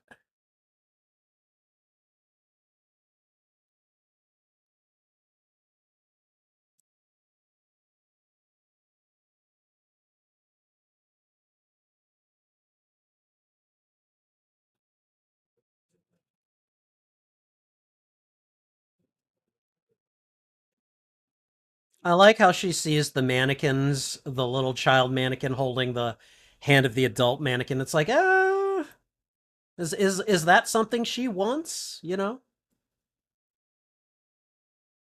right, let's get some damn clothes. I love how quick Xavier is to just put on this hat. Yeah, I like this hat, he says.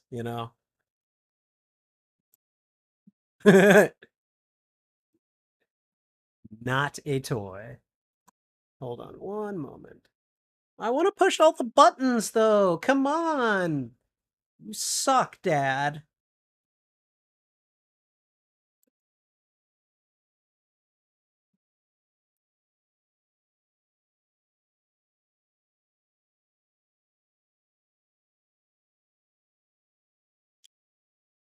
I think the name of the movie that they're watching is called Shane.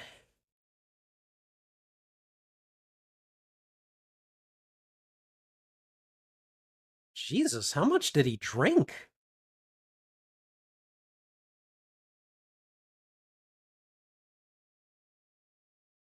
Oh, are we coughing up blood now? Alcohol dulls the pain, I guess. I'm sorry, I thought this scene was great. She gets in his wheelchair and just starts moving around in it.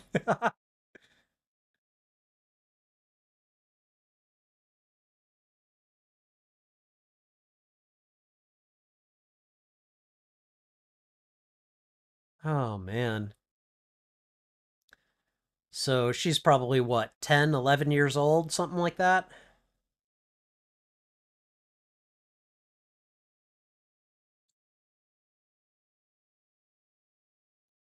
Pediatric cancer study.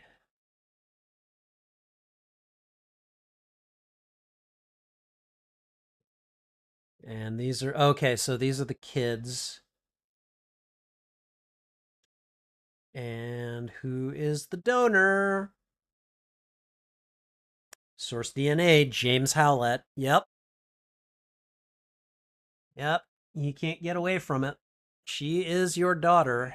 May not be fair, but that's how it goes, you know?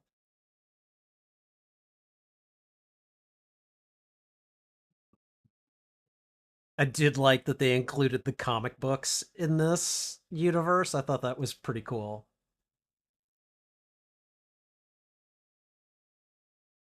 Are they rewatching that scene? Okay. All right.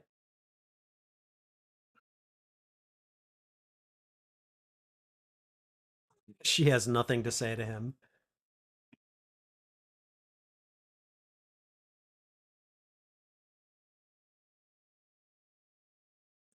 Dude, get off your high horse.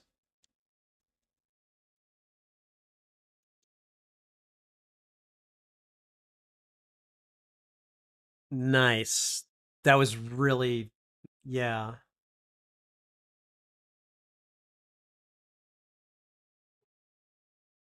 I liked what Xavier said there. I don't think Laura needs reminding about the impermanence of life. It's like, yeah, she's been through some she's been through some shite there, Logan. Chill.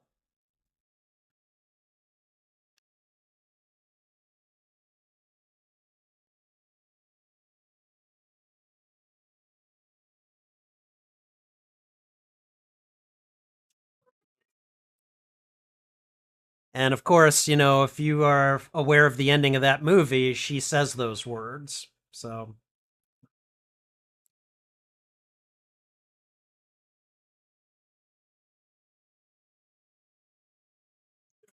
this poor guy.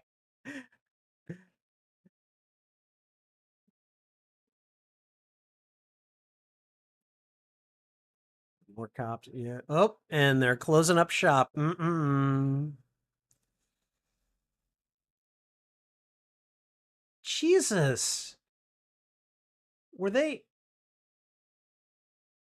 were they tormenting the clerk too? Jeez.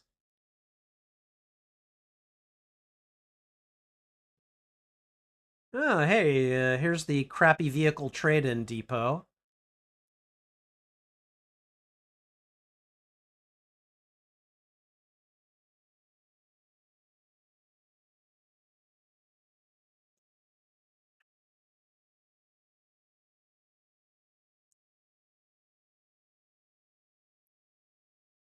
Uh-huh. He's been hiding the pills.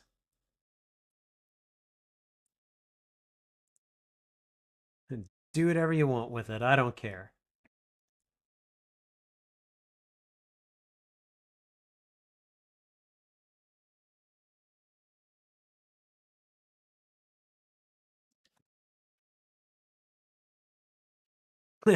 And there's a bar nearby. Of course. That's how Logan operates.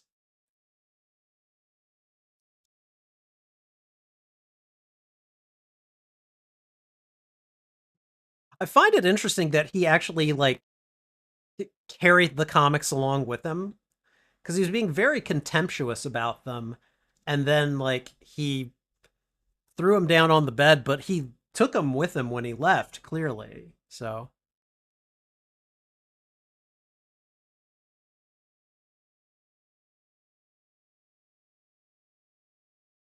oh, uh huh. They're going somewhere that was listed in the comics. That's probably yeah. He's probably not going to care for that bit of information.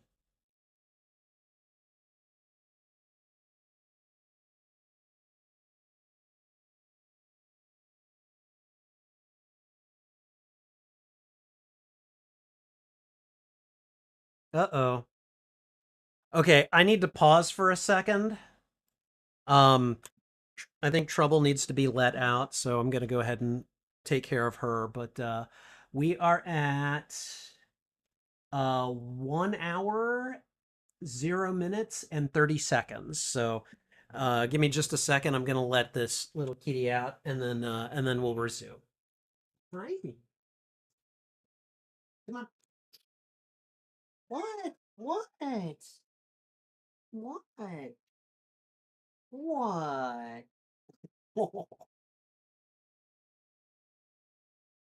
Come on. You wanna go out? Huh? No.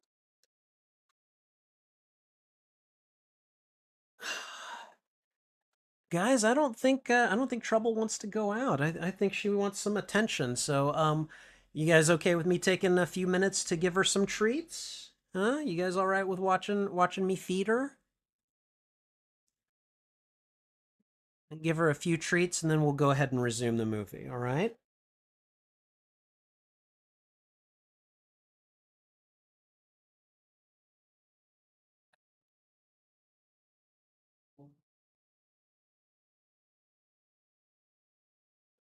Okay, sweetie. Okay, here. Here you go. All right. Okay. There we go. Here's your first one. Okay. There's one. We're gonna give her six. Two. There's three.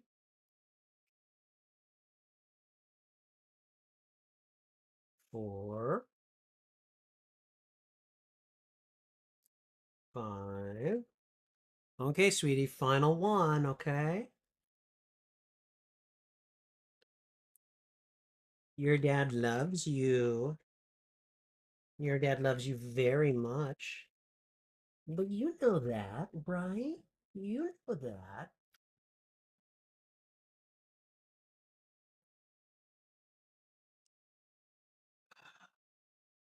Okay. All right. So, hey, am I gonna be allowed to watch the movie now? Huh? Can I watch my movie? You sure are a sweet kitty. Yes, you are. You're the sweetest baby.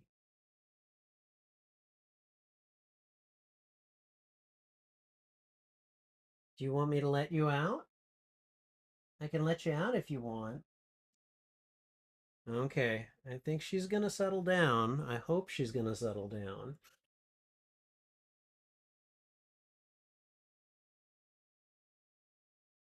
Okay. Do you want to come over here? Do you want to sit in my lap while we watch the movie?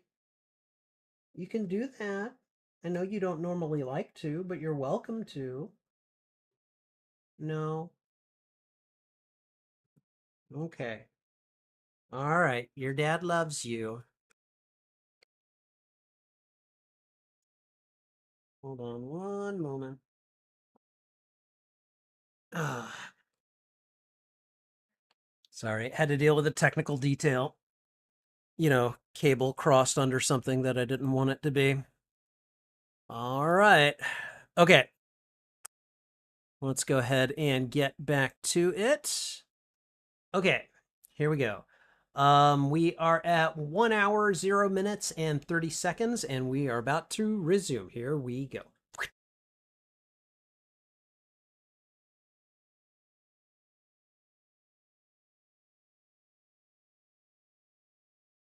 The hell did he see right there that I didn't notice? Like, I noticed the soldiers, or the mercenaries, or whatever they are. Oh!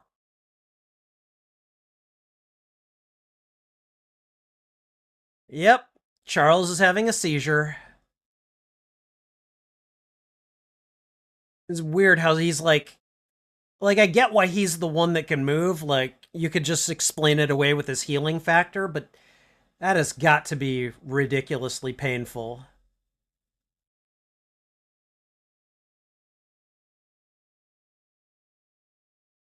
Yeah, everyone is just frozen in place. God, and you have to take the elevator up just enduring that the entire time. Oh, that would just I don't know if I'd be able to handle it even with those kinds of advantages.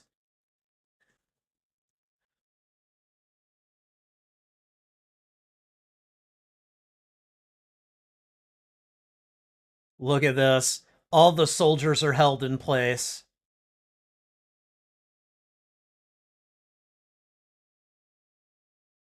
And that dude is like, all he can move is his eyes.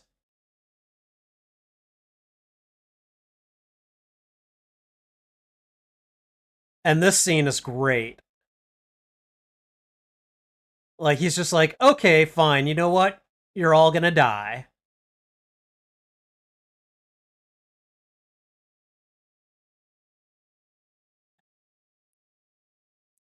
Oh God.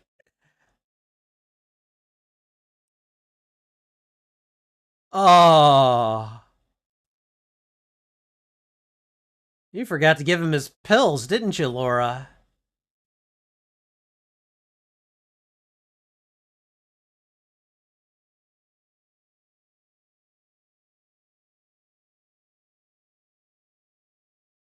He's just like, you guys all need to die. I like that she knew to give him the injection to give Xavier. Actually, that was pretty smart. Like she clearly comprehends things that are going on.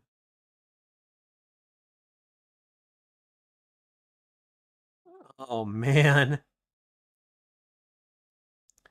I suppose if there's a good time to have an attack of that sort, I mean that was it, you know? Oh, she's holding his hand. She feels bad for it. She feels bad for her grandpa.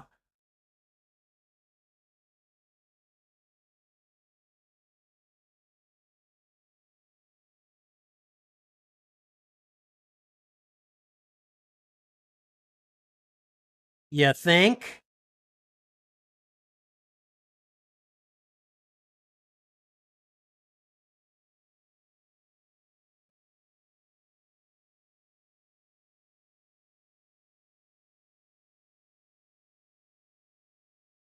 And I'm sorry, Charles, as they're wheeling him out, and he's like, I'm sorry, I'm so sorry. Like, dude, my heart just breaks for him. Like he's like, oh God.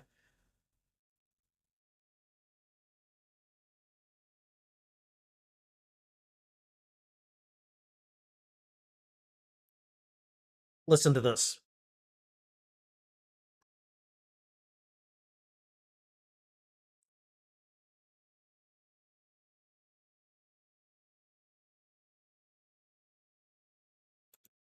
Okay, all right. Did you guys catch that? Sorry, I just paused it. We are at timestamp 1 minute four or 1 hour 4 minutes 44 seconds. Okay, so the incident that just happened at the casino has been related to an incident that apparently happened in Westchester over a year ago. That apparently, what did it do? It took the lives of, or it resulted in the death of 7 mutants, several of the X-Men. He cut it off right when they were about to say X, but the subtitles list it as X-Men, which seems to indicate that Charles had a psychic seizure and ended up killing the X-Men, or at least most of them, possibly except for Wolverine and maybe Caliban. Caliban might have been there at the time. But but yeah, so the idea of Charles asking Logan, "What did you do?" He either doesn't remember or he does not want to remember what what Charles actually did. And and I guess this is probably as good a time as any to bring up the fact, or not the fact, but the idea that the reason that there hasn't been any mutants born in the last 25 years is that the the scientist at Transigen, at least again, I'm speculating based on things that I have read and seen either directly from the movie or from what others have said about it. But the idea seems to be that the scientist who currently works for Transigen, he was able to isolate the X gene and yes. Hi. You okay? Huh? I'm here. I am right here. Your dad loves you. All right. I'm just talking right now. I'm just talking to my friends online. We're watching a movie and I'm talking about it. Okay? I can't pay you direct attention right now. It doesn't mean I don't love you. All right? Okay. Anyways, that scientist basically found a way to isolate the gene that causes the onset of mutant abilities, and basically they introduced it to the food supply of the world as like genetically modified food, and essentially that's why mutants essentially died off. It was because everybody who was eating any of this food, their mutant genes were not only getting suppressed, but they were stifled from ever happening in a lot of cases. And so the idea here seems to be, and again, I don't know that this is canon, but this is certainly a popular fan theory, is that because of this GMO food that presumably everyone was eating, including the X-Men, their mutant abilities just started to drop off, including Logan's and including Charles's, which could account for why he lost control of his abilities, and why Logan's healing factor is so much worse than it is or than it was before. So it's kind of one of those things that it was like, it's like, if you oppose the X-Men directly, you're going to lose. But something as mundane as altering altering the food supply, boom, you get them in a quarter century. No problem. No shots fired, even. Well, none that had to be fired, at least. So I don't know. It's one of those things that I just thought was really interesting. And I also thought it was worth putting the spotlight on this whole idea that, Xavier might have been the one responsible for what happened to the X-Men when, at least at the beginning of the movie, he seems to blame Logan. So, all right. Moving on, we are at 1 hour, 4 minutes, and 44 seconds. And here we go.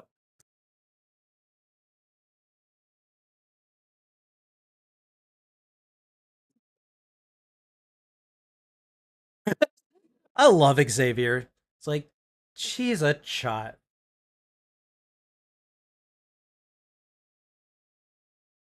I don't know. I love that. 2 days.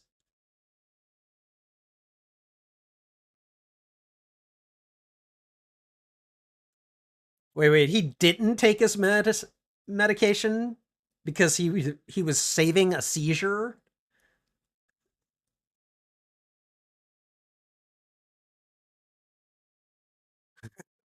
Their bickering is great. It's sad, but it's also great.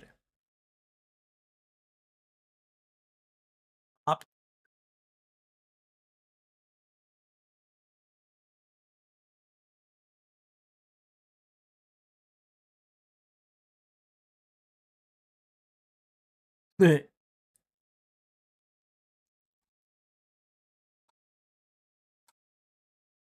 Wow.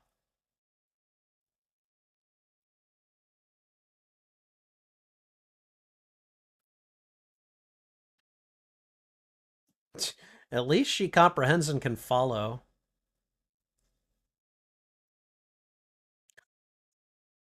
I love that face that he makes, that Xavier makes at Logan. That's great.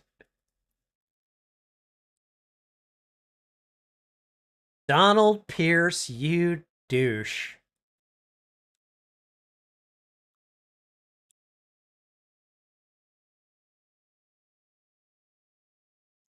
That's the scientist I'm talking about right there. Dr. Rice?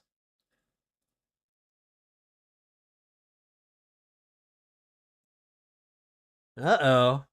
That didn't seem like that was a good exchange for Donald Pierce.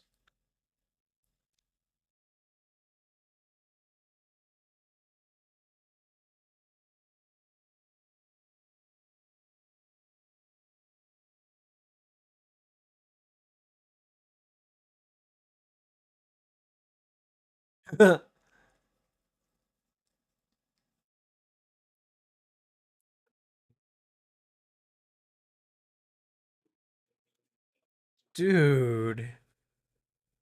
I mean,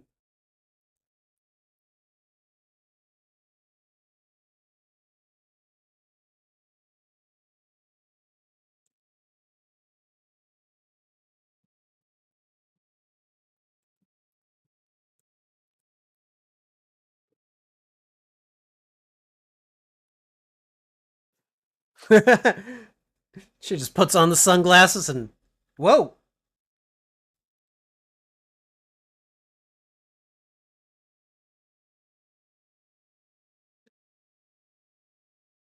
Okay, so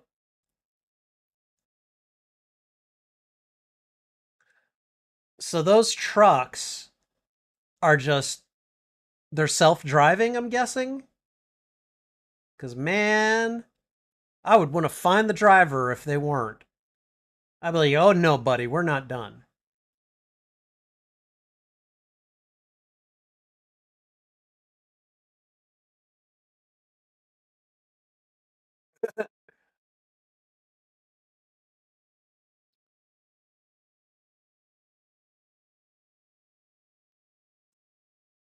Wow. Yeah, I guess they are automated. I'd never noticed that before. Okay, this scene is beautiful right here, where he psychically manages to nudge the horses to come back.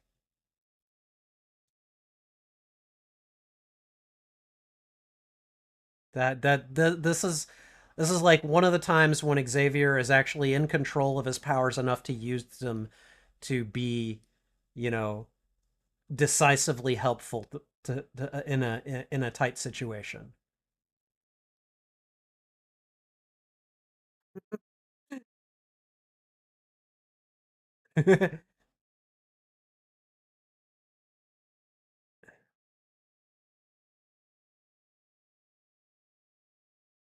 Oh, this family.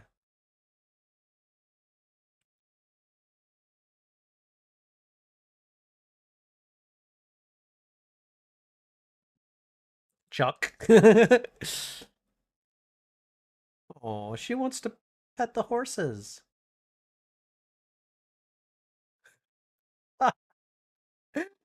Overruled by Chuck. I love it.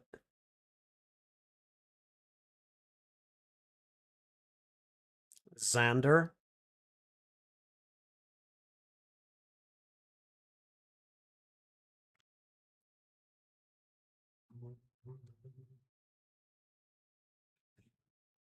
Hmm. Good cop here.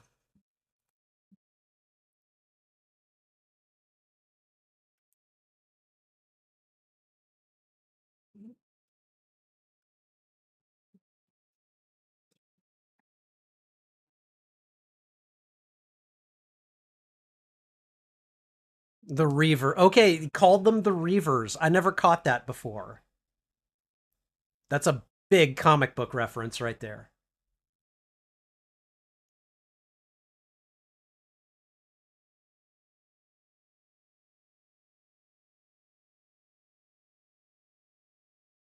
Yeah, that is a combo. Maybe you should stay away from him.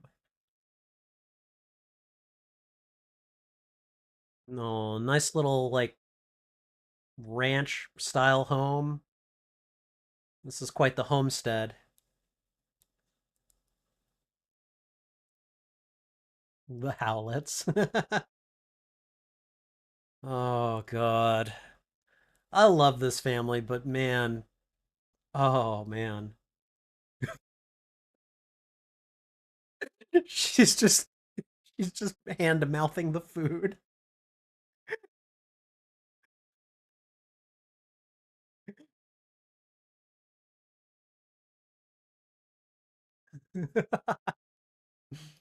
This is probably her first ever like home cooked meal too,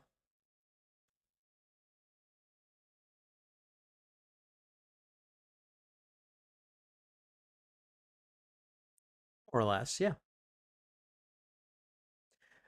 I think Logan told them the wrong state to try to keep them safe. Actually,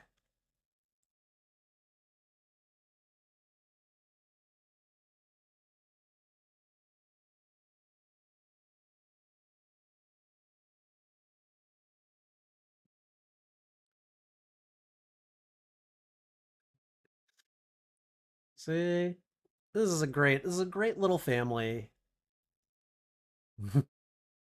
I mean it. I'll do it.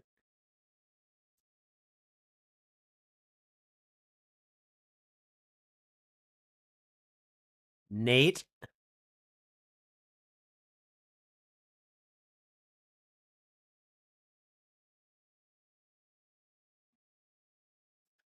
special needs school.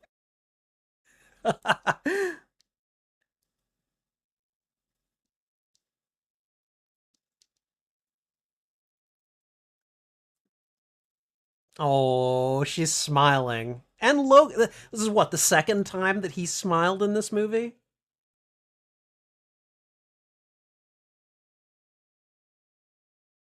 Oh, man. This poor family. They're like such a beautiful family, too, you know?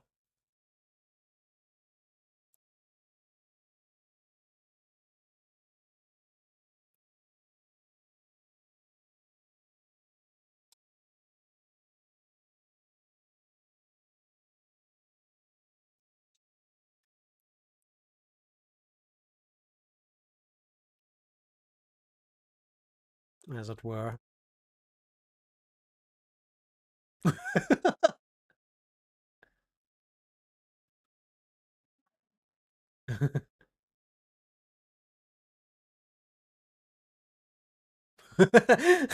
Laura's gonna be like, give me everything you got, you know?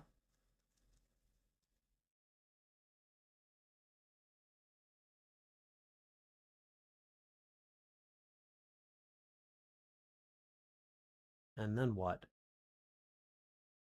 And then we buy the Sunseeker. I would think that Charles, if he finds that there are more mutants, I would think Charles would want to stay in Eden myself.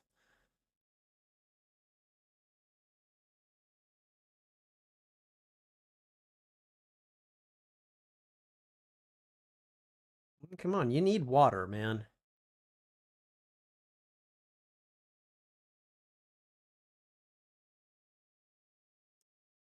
Hmm,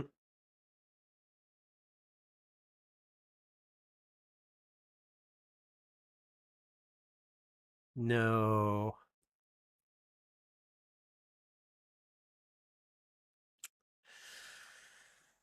This entire scene with this family, like you really feel for these guys, you know, and it plays up the idea that, you know, anywhere that he goes, people around him get hurt. Um, and I get that, but like this scene that's coming up here is really important where, well, it's about to happen right now. So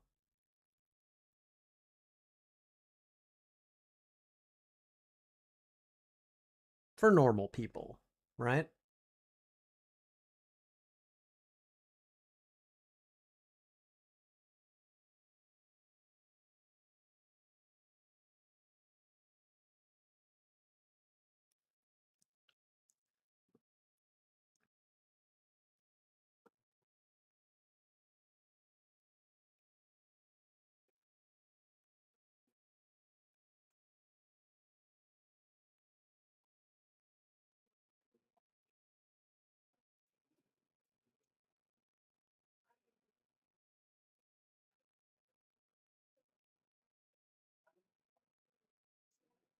And that is important.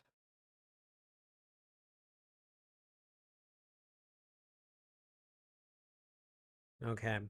But I think this scene that we just saw, and I'm just going to let this play for now, but that scene is important in basically, you know, and you needed this family for that scene. Like, hey, this is what life could be like. This is a life you could have, and you should maybe see if you have the ability to get that kind of life. Kind of like what Tony Stark or said to Steve Rogers about, hey, you know, stop the whole superheroing thing. Get a life.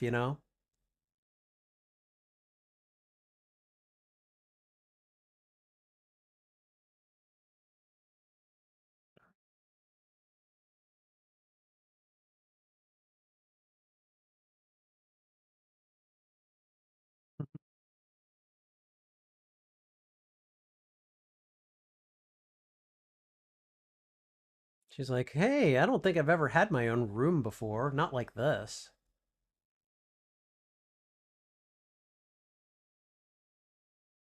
Barrel racing?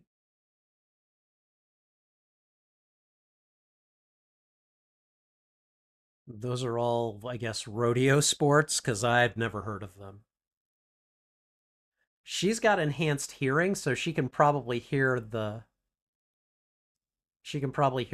headphones. That's why she was leaning in like that. At least that's my guess.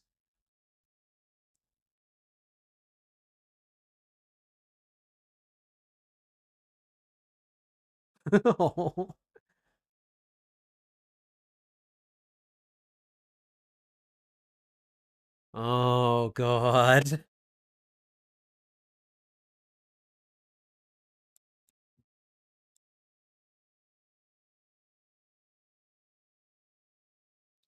What did they do? They took freaking pipes to these things? Took sledgehammers and really big wrenches to those pipes?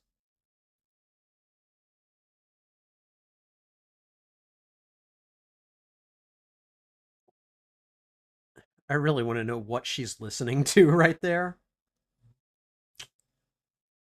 And there's her friends.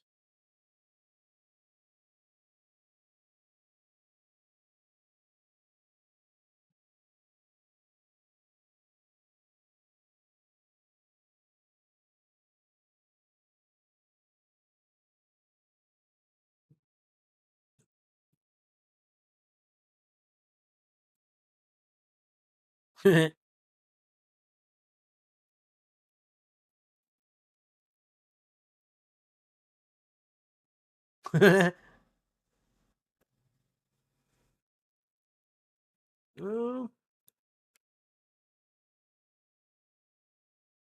they can talk back without speaking. I work with enough teenagers to know that one. You're very right about that. What up, cowboys?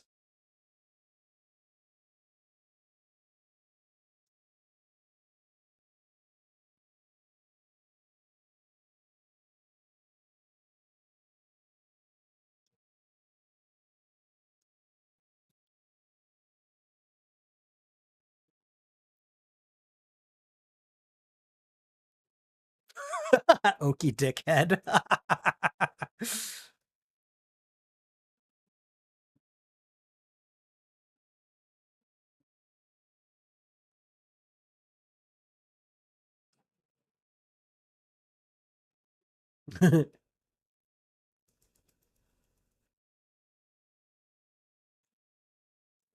More than I'd like.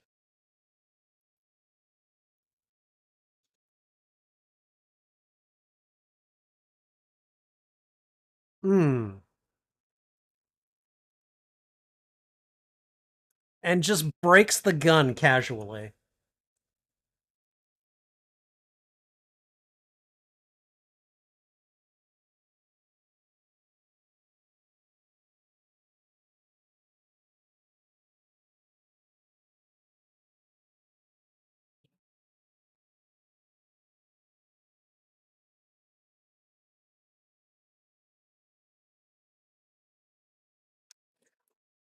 Always a line about training after something like that happens. Like you got skills, huh? Oh. Okay, all right, pausing. I'm gonna pause real quick. Okay, all right. So the scene. Right now we are at 1 hour, 22 minutes, and 2 seconds. All right. I want to talk about this scene before it actually happens because I'm not going to want to discuss it afterwards. This is another scene that a lot of YouTubers watch because it has got undeniably one of the biggest surprises in the entire movie. And then it's followed up by one of the saddest moments in a movie that has lots of really sad moments in it. Um, if you think about what has happened to the nurses, what is happening to Caliban, just all the things that a lot of different people have gone through. This movie is bleak, it is dark, and it is excellently done. But this is one of those scenes that, you know, invariably gets the wide eyes, the open mouths, the oh my god, I cannot believe that just happened. And then the horror as people realize that, oh god, this is about to happen, and you know, that Xavier is about to die, and that there's nothing that can be done about it. And so it leads into it leads into the one of the saddest developments. Lots. I've seen so many shocked YouTuber reactions to this one where they're just like, oh my God, Grandpa's gonna die, and I don't know why you would watch this movie and not expect it by this point because this movie from the get-go has just been bleak and just kind of like out there, and who are you really going to be able to call for help. So all right, okay, we're resuming, and we're at 1 hour 22 minutes and 2 seconds. Here we go.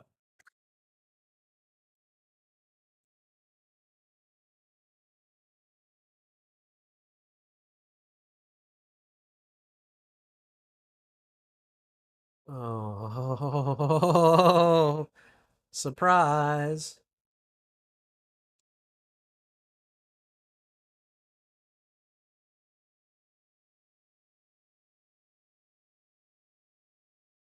Oh god, this is so sad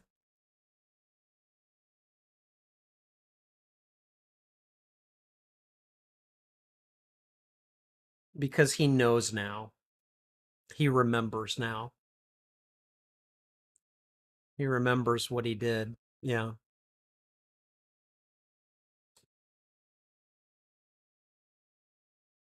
And the thing is, yes, he did it, but was it actually his fault?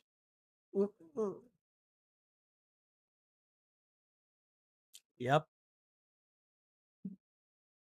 I really want more details on that.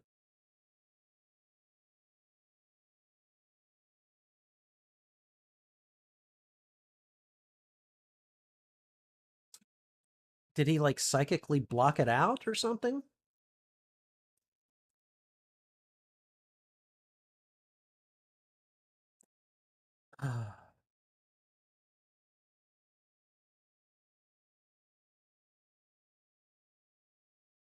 Yep, that's not him. Oh, that still hurts. That still hurts to watch.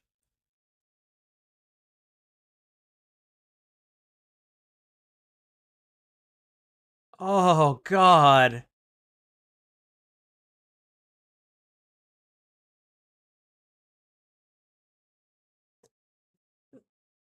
Oh, poor Nate.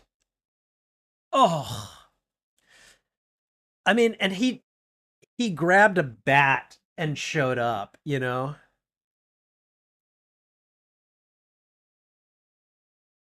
Look at that. Just carrying her out like she's luggage. Oh, Catherine.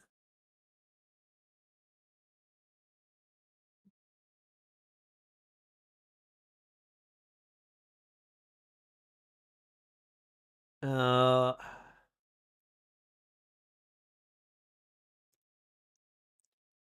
oh, God, this poor family. They were only trying to be kind to Logan and company. Now, how has this got to feel? You look and you it's like looking in a mirror except it's a younger version of you.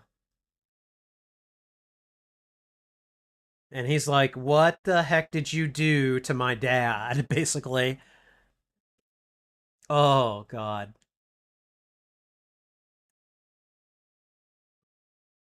Only reason he didn't finish the job is because Laura just jumped at him and oh, my heart still breaks at that. Logan keeps saying it wasn't me, it wasn't me. Oh, god that hurts.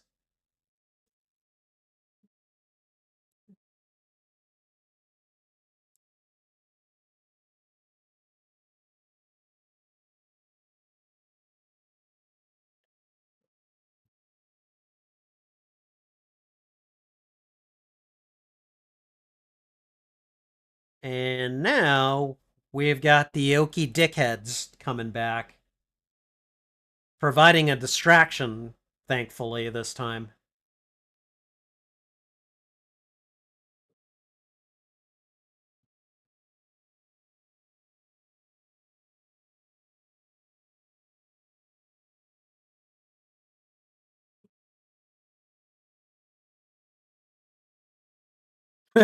Hello, asshole.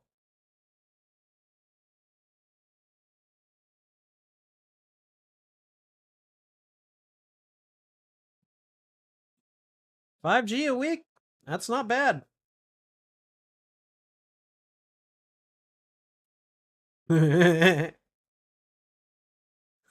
Oh, that was a flat out beheading right there.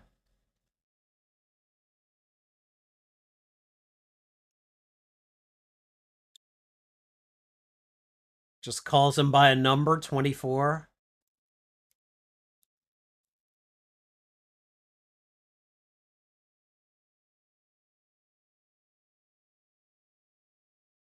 Oh,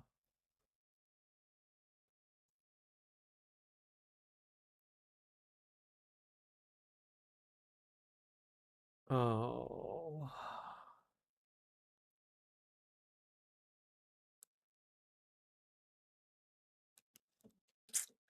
oh, man.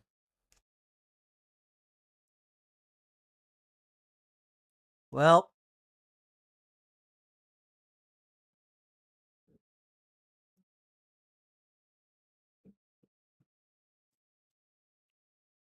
dang. I didn't realize Rice was talking that badly to the Reavers.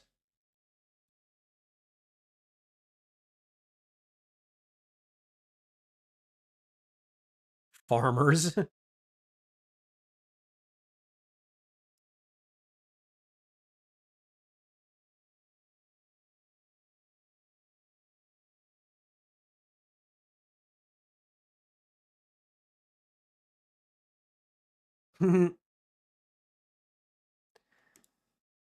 Oh, I'll be honest. I could have taken or left Caliban one way or the other, but that scene right there, that was badass.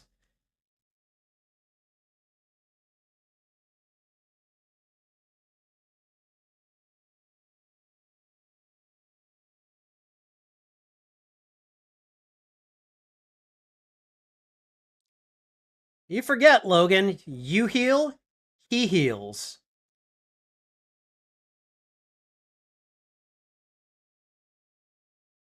Oh, God.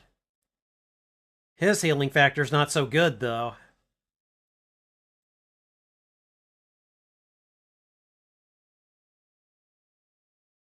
Oh.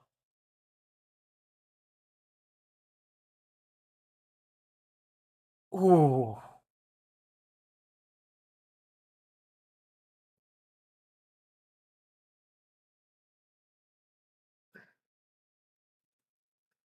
That dude has been impaled multiple times now.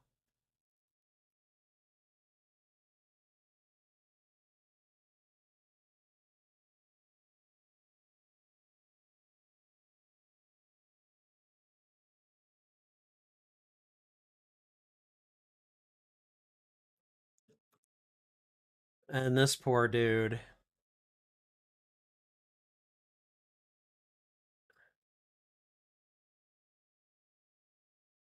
Well, yeah, I wouldn't blame you at this point.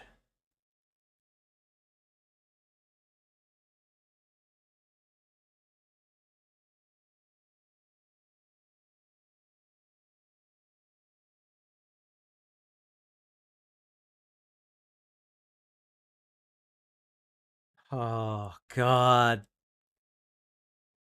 Oh, that poor guy. That whole entire family.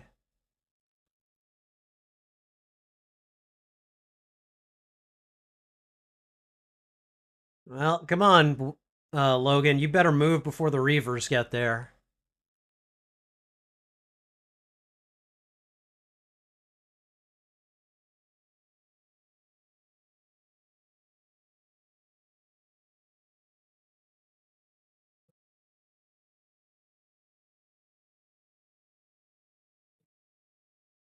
Those things make it just about impossible for her to move on her own, so.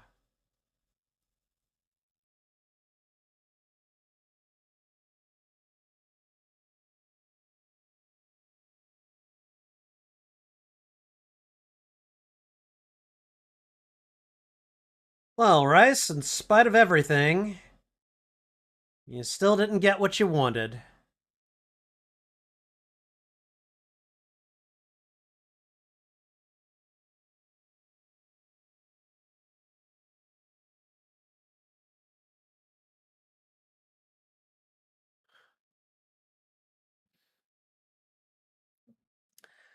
Well, it's just him and her now, huh?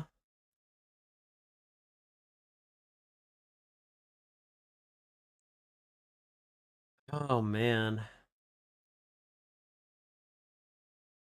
And again, I remember everything that happens here, but dear God, like maybe it's because I haven't seen it in so many years, but like the impact is just still so visceral, you know?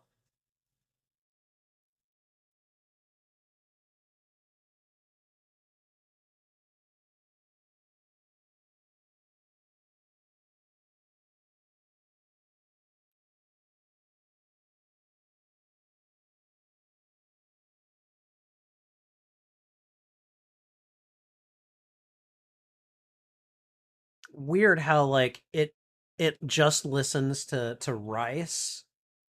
Like maybe it recognizes his voice as soothing, and his manner, but like he's the only one that X-24 will listen to.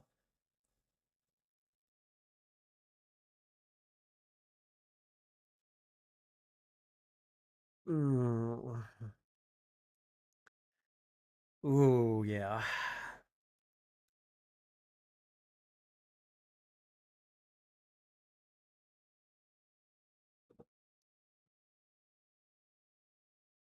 All right. Gotta pause.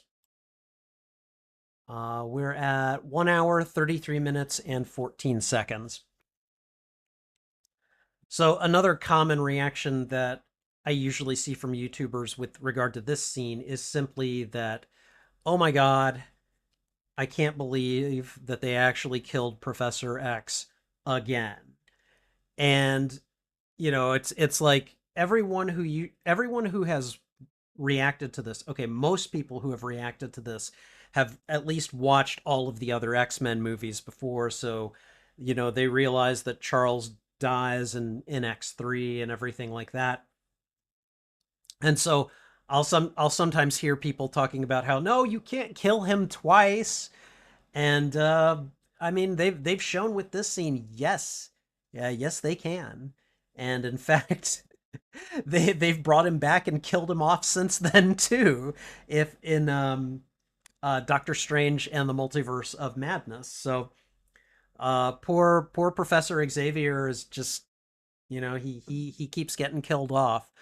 But this scene in particular was really difficult to watch the first time, not only because of the obvious sadness of Charles Xavier dying and everything, but Logan, who has never been like Steve Rogers, is a great speaker. He can give an inspirational speech whenever he has to. Logan is not one for words. And so when he's the only one that can give Xavier's eulogy and all he can talk about is, oh my God, well, I mean, this place at least has water, because they were going to go and live out on the ocean. It's like all he can bring himself to say. He doesn't have words for the the real depth of meaning that Charles had to him, the way that he changed his life for the better. And, up to and including the debt that Logan felt he owed him after the Westchester incident, whatever the details on that are. And so it's really hard to watch this scene, especially when you have Laura trying to reach out to him by holding his hand, and he just can't take it. It is unfortunate, for better or for worse. It's very much in line with Logan's established character, both in the movies and in the comics, and it's a difficult scene to watch. So let's resume. Again, we're at 1 hour, 13 minutes, and 34 seconds. Here we go.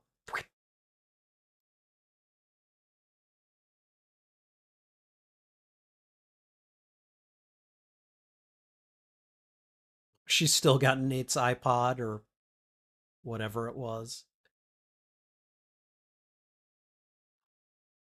It's got water. It's like all he can say. It's like the only thing he can think to do for him is bury him someplace close to water.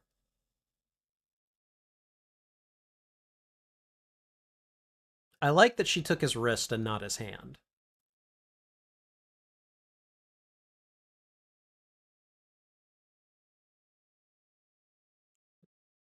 Oh man, see, he's this far from crying.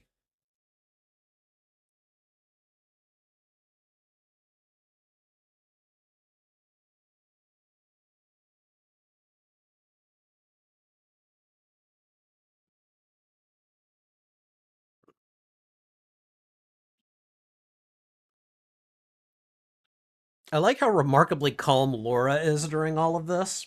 She's just watching him while he's basically having a freak out.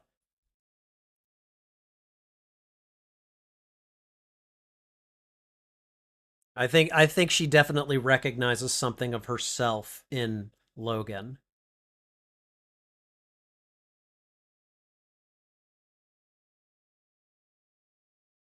And then she's looking over at that other car like, we may need alternate transportation.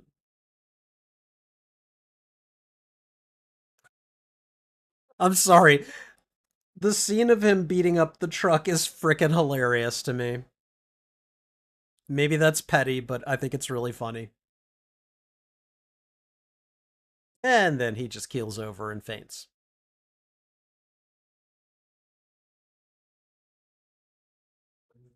And then boom, we're in a doctor's office.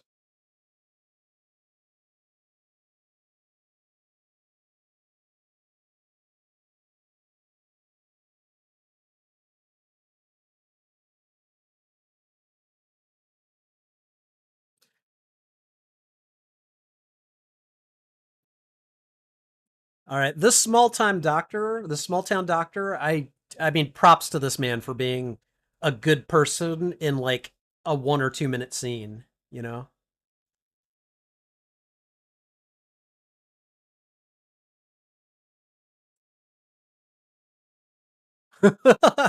Nice to meet you too.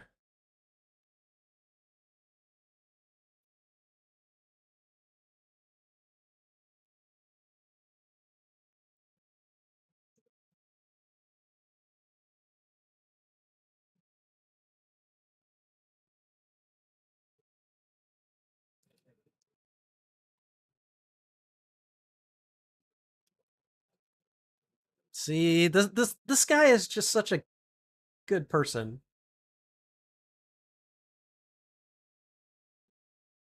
Like again, he just wants to help, you know.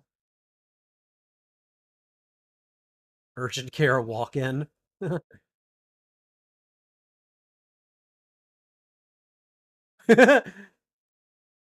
I've got the keys right here, Dad.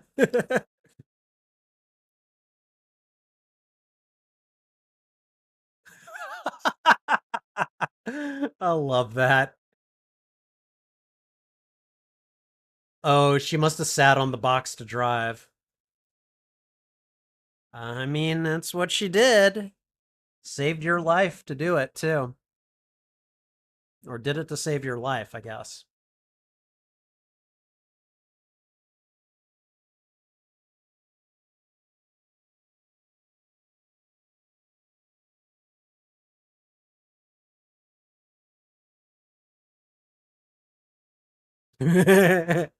She speaks.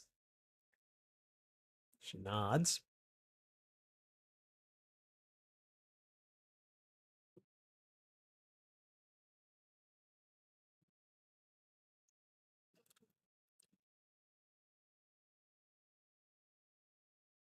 Pause. I'm pausing right there after he says, shut the fuck up. Okay. All right.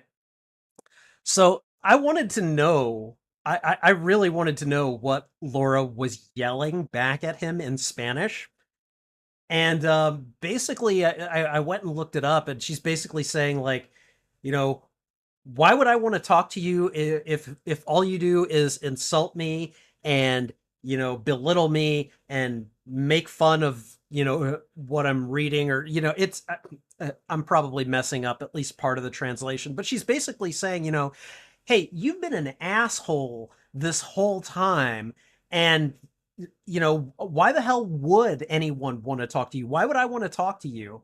And so by the time he yells at her to shut the f up, she's gotten a lot of really like vicious like barbs out at him in very quick succession, and I don't know, and I looked it up because I was I was actually pretty impressed with Daphne Keene's pronunciation while she was yelling at Logan.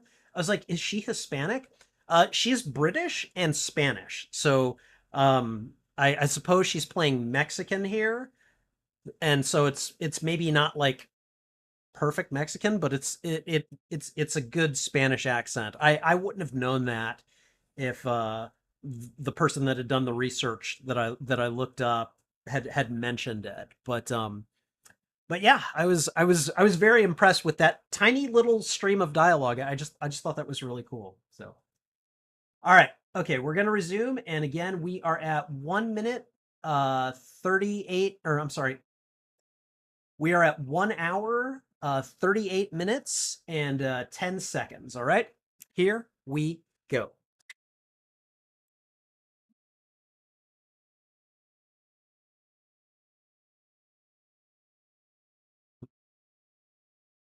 Okay, the proper thing to have would have said, Logan, would have been "Quienes son?" Who are they?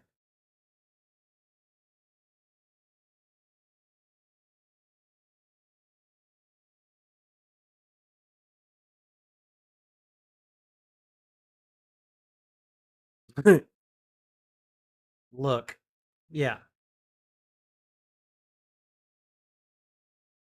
no existo. That's terrible. Yes, it does. She's trying to say yes, it does.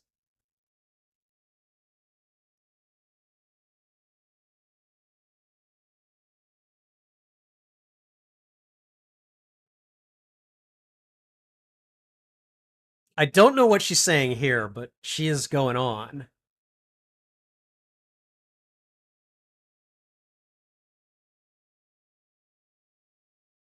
I wonder where they are now.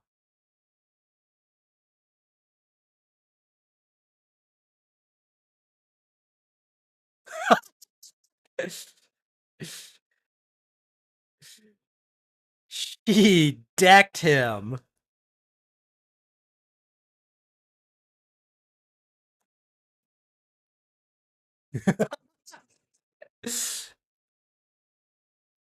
She just keeps repeating their names. Yeah. Finally, he's like, "Damn it, fine, okay, fine, we're going, little brat." You know?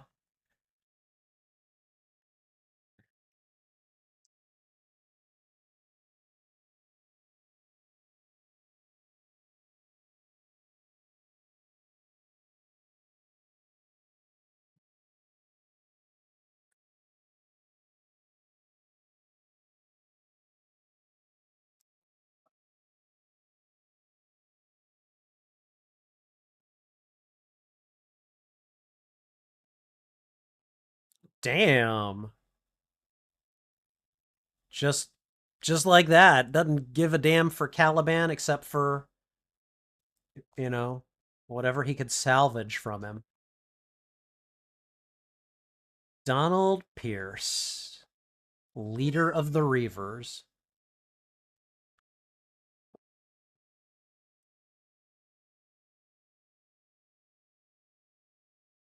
And there's the coordinates. He's going to be able to find them now. So,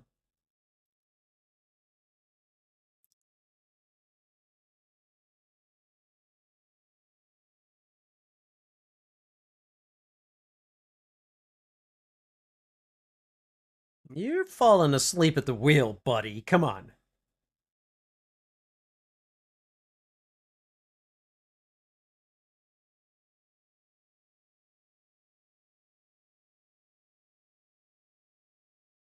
She's got a very intense stare.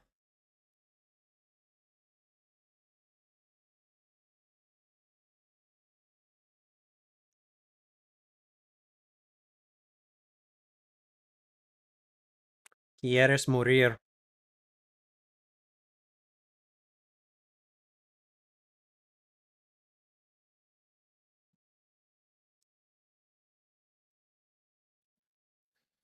Hmm. That's a very telling moment right there. That she knows that about him.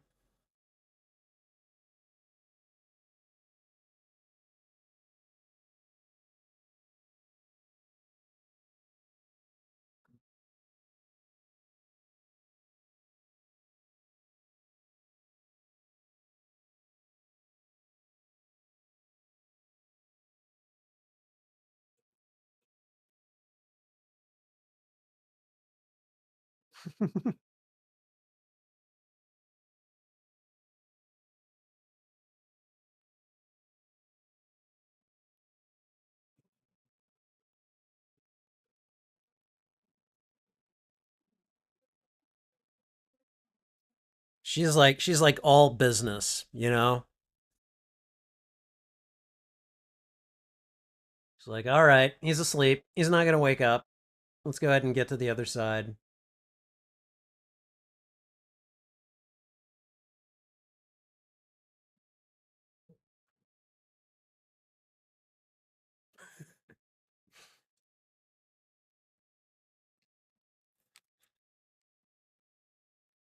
And she just gets underway. We're just gonna keep on going then.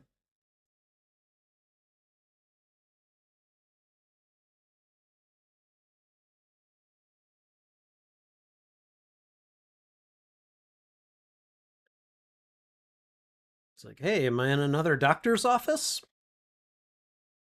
Oh wait, this looks like, oh, she didn't turn me over to anyone.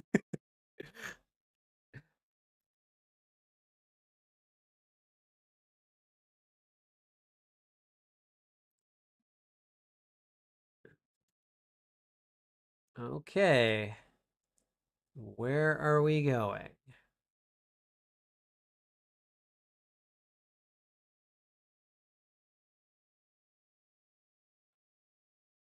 Oh, there's a. She's saying, "Come here."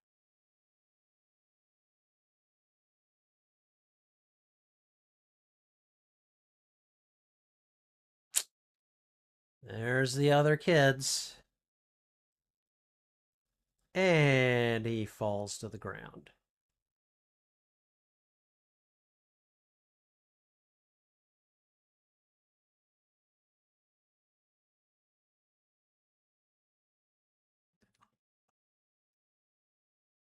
They've got him strapped in. I love it. Yeah, that's got to be very harrowing.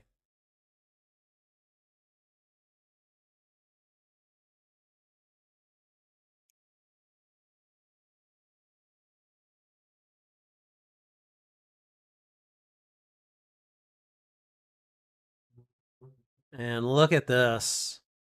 Just a bunch of kids, you know? And again, all kids, no adults. Kids of various ages, but I don't think any of them could be called adults.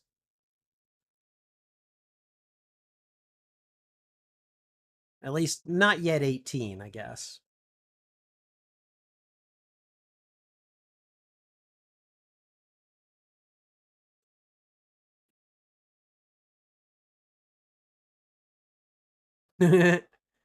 she's got Iceman's abilities.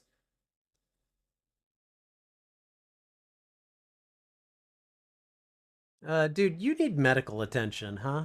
Maybe be a little nicer.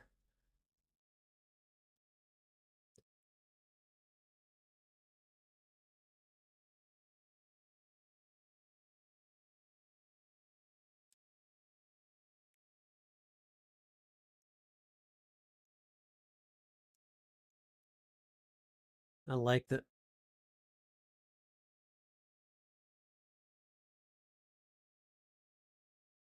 Oh, she stayed by him.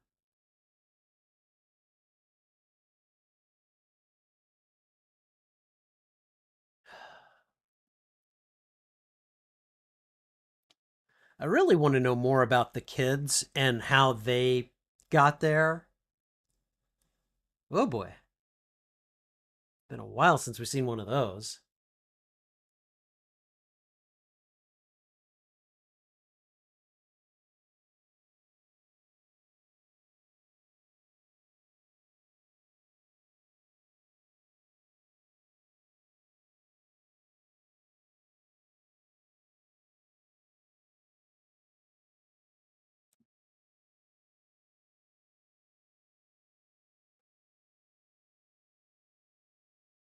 He hurts people in his nightmares. That makes sense. Well, that's a tough question there, or at least a tough subject.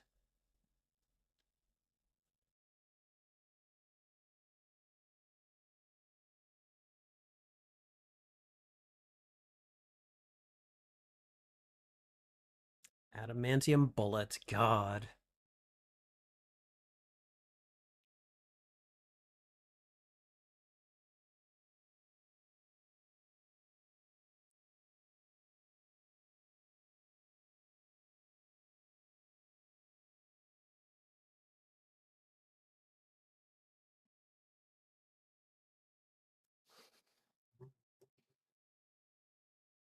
I don't know.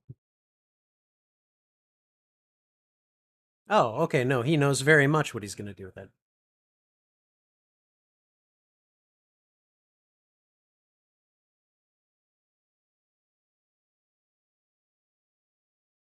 Well, duh.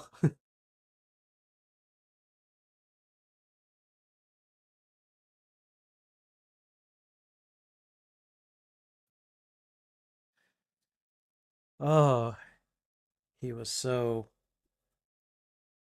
I don't know, discombobulated. Like, doesn't matter who you kill, it's still a bit of a brand. And she takes the bullet from him. I guess she's trying to do what Charles told her to do, which is not let him kill himself.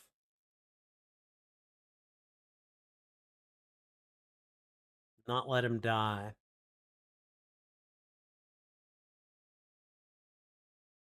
Reavers and drones. What are you gonna do? Oh right, this part.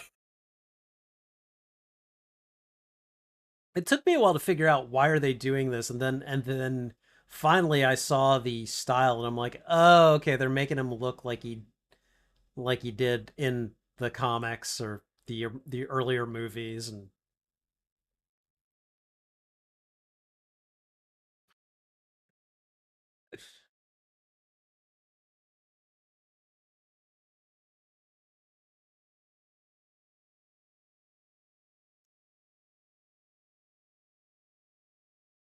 And it is kind of funny.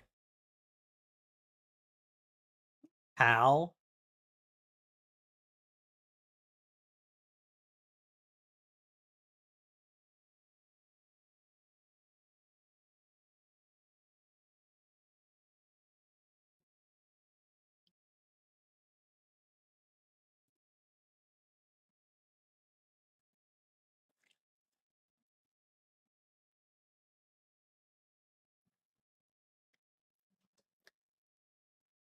So that's Richter, who is actually a character from the comics. I think he was part of the New Mutants, and he actually did have basically he was basically an Earthbender. If you watch the Avatar cartoons, um, basically geokinetic. He can move the Earth. So I kind of like the little nod to the comics that they gave to him.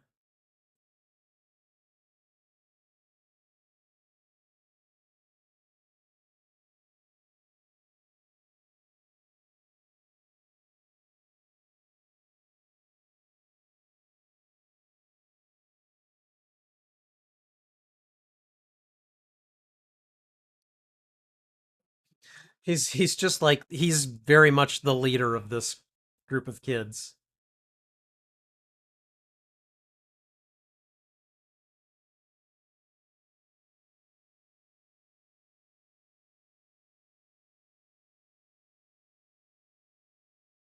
I don't know if I'd be able to take it at that point.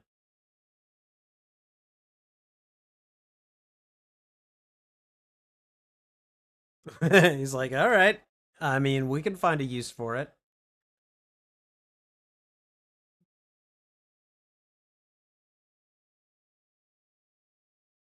And now they're camping and cooking over a campfire, and we need.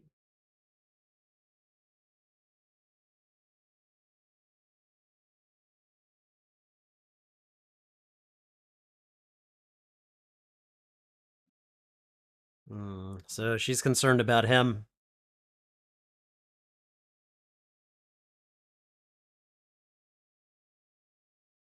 Ooh, that was such a good barb of hers right there. Such a nice man.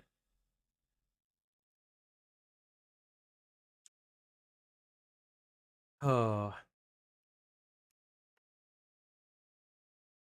he's like, I'm not your dad, basically.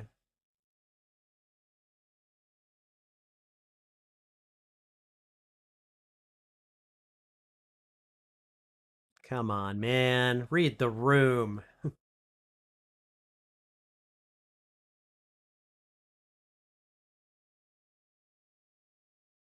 Mm-hmm. And then sickest burn. Sickest burn right there. Then I'll be fine. Like, it's not like you care about me. And I think they both know she that's not true, but she she seems to want a connection with him that he is trying to deny, and I understand why he's doing it. Like it's got to be a real shock to discover that suddenly you're a father and your daughter is like 10, 11, 12 years old, and you haven't been there, and whether you knew it or not before. I think I might have a blanket with a similar pattern to the one that he's got right there. See, okay, that was really nice of Richter to leave him the medicine. Like, wow.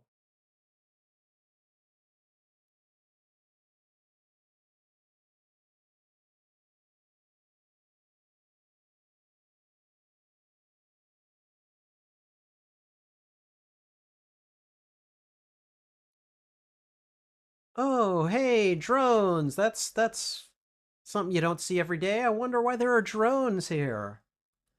Let's go check it out.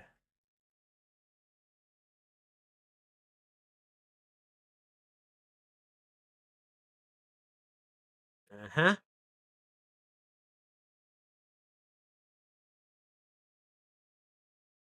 I was like, okay, what else am I seeing out that way? Oh god. It's the men in the trucks. They're going after him. And he could have just been like, "Well, I did my job. I don't have to do this anymore." And we all know he's not going to do that. No. He's Logan. He's a hero whether he wants to be or not.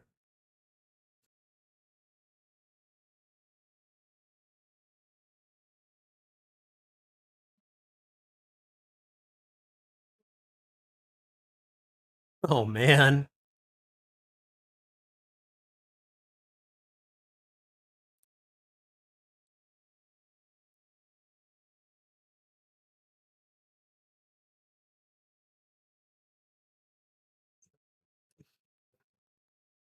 See, and I think at the end of the day, I'm pretty sure Richter knew that Logan was not going to let them get captured, and that's why he left him the medicine. That's just my own personal theory, though.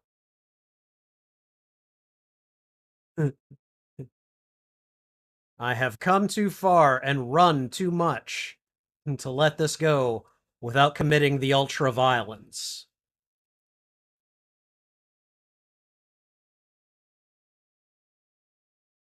Ouch.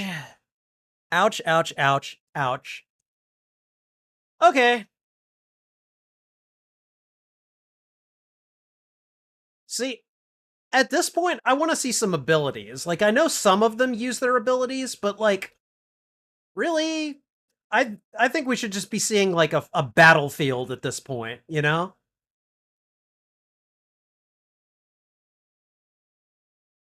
Ice Girl. That scene is so graphic. It's so good though.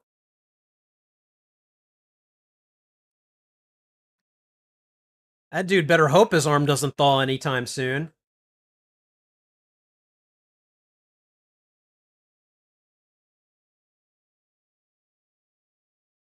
This is a great scene right here.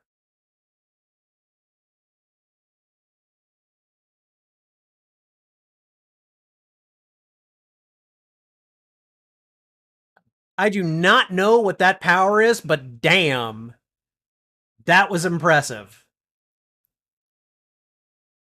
Or is like, stay off of my friends. And here we go. The Wolverine yell.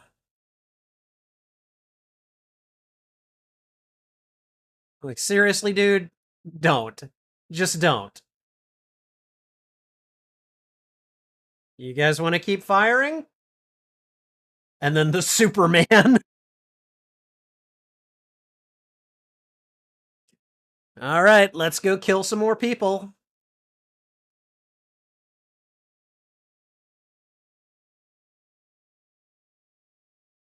Seriously? Just took one of their backpacks, huh?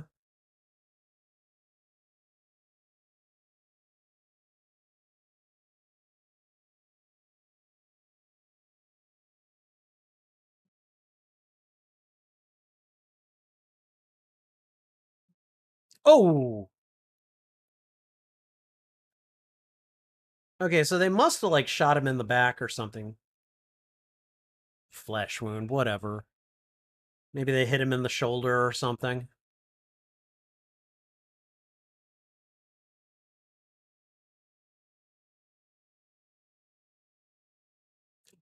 Oh, really? Oh, you want to play it like that? Okay.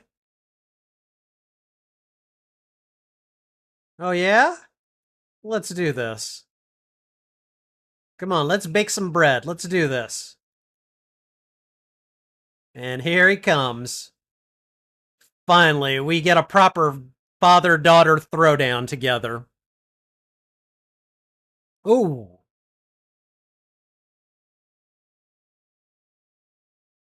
Love that.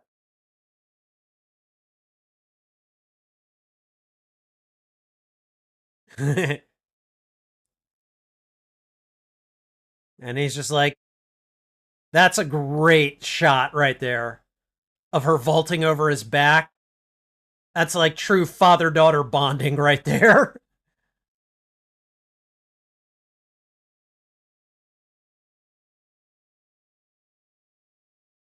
Yeah.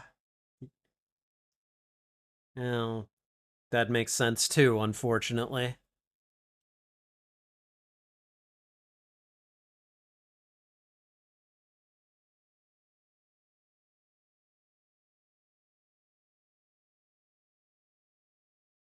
Seriously, I think like any one of those kids should be able to cause a real commotion.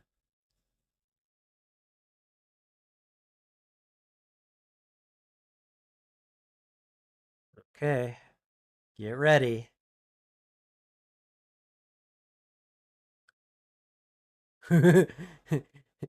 You wait for my signal and then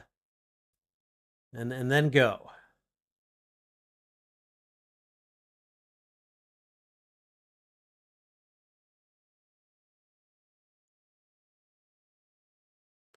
God.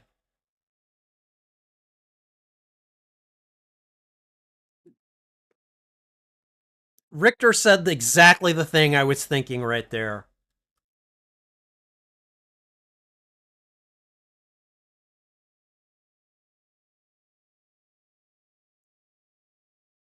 Oh God. Oh, you're related to William Stryker? Okay. I think I might have killed him. Dude.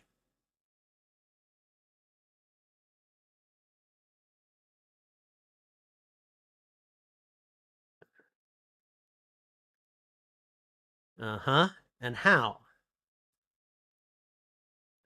Uh-huh.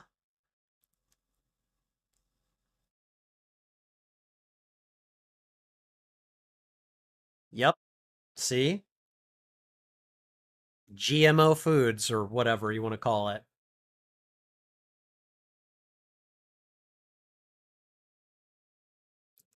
I like that he didn't wait for the dude to just keep monologuing. He just shot him. I love that. Nice move. Okay, that was good. Come on, Pierce, let's go. And of course, X-24 is back. And this is just such a vicious fight here.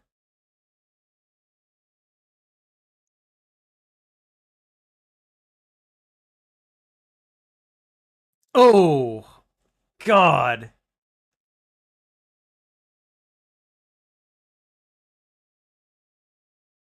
Now that was a good move. Trying to decapitate him. Get up, boy.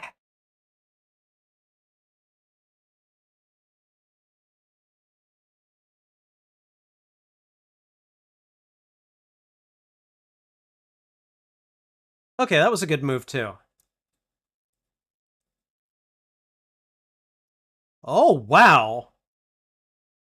She's like, he needs a moment to heal. I'm gonna go out there and just start throwing down. That is hell, if that's not love, I don't know what is, actually. Cut the damn cord, Logan. And she is just going nuts on X-24.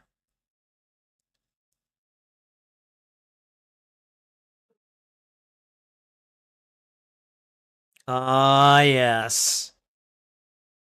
Okay. I've been kind of living for this moment here. Logan, cut the damn cord.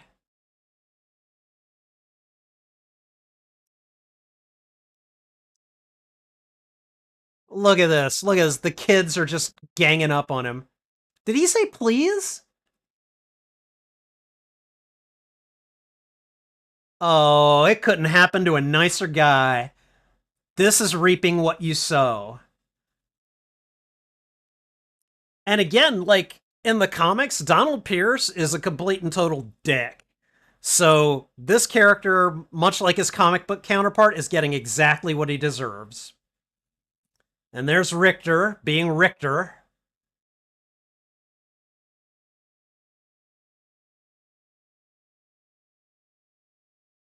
Great move. Great move. Very nice, Richter.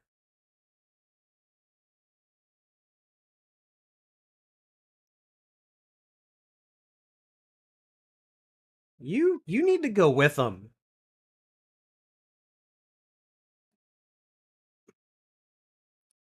At this point, if it's just him left, they should all just be teaming up on him. See, this was just bad thinking, I think, on Logan's part. Oh god. Oh god, here it comes. Here it comes.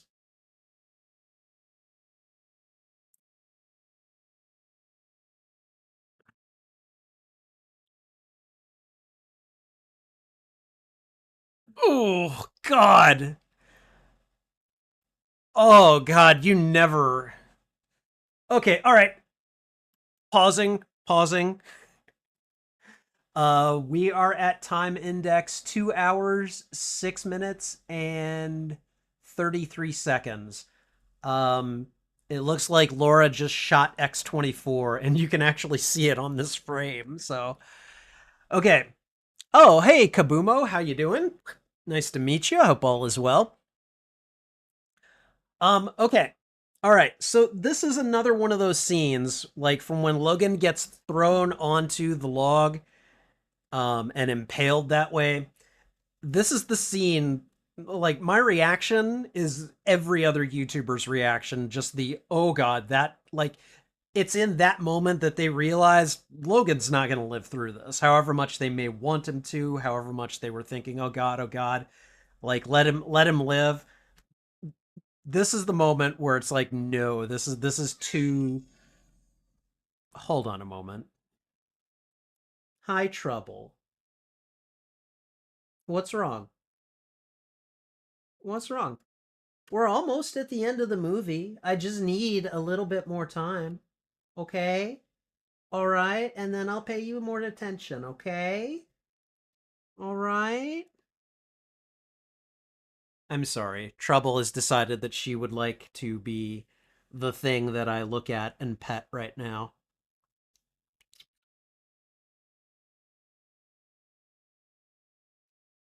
Your dad loves you, Trouble. Okay. All right. Anyways, I this is that scene where people just realize this is it. This is it for Logan. He's not going to make it. This is too mortal a wound, and he is too messed up. And you know, this scene right here, the frame that I've got it on, Laura has shot X-24, and you can see the wound that the bullet has made on his head. It's like right before he falls down. I couldn't have asked to time that shot more perfectly. But that's the scene where people realize, the where the adamantium bullet, the all the foreshadowing and everything, and it being used to kill X-24. That Logan may not, have committed suicide, but in a way, he did kill himself. So, all right, we know what's about to happen, so let's get moving again. All right. Again, we are at time index 2 hours, 6 minutes, and 33 seconds. Here we go.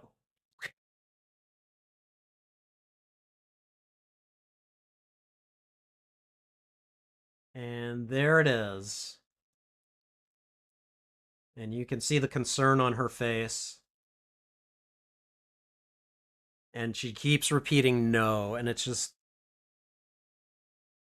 trying so hard to help him.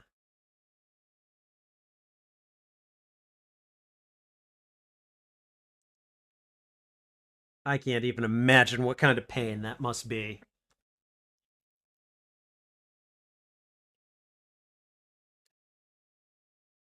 And there you go. She doesn't want to leave him. She doesn't want him to die. She's crying over her father.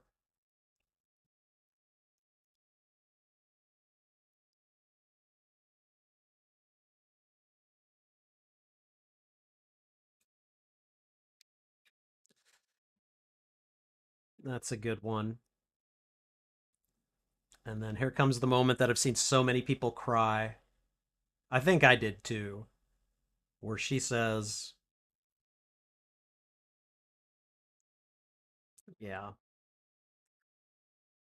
that is a very loaded word for so many of us. Daddy.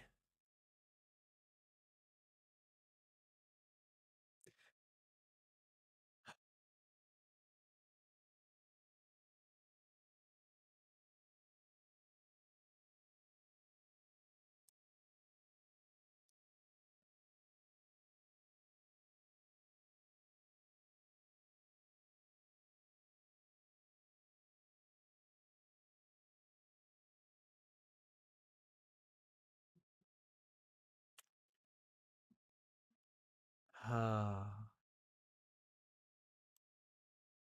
all right. I'm pausing it.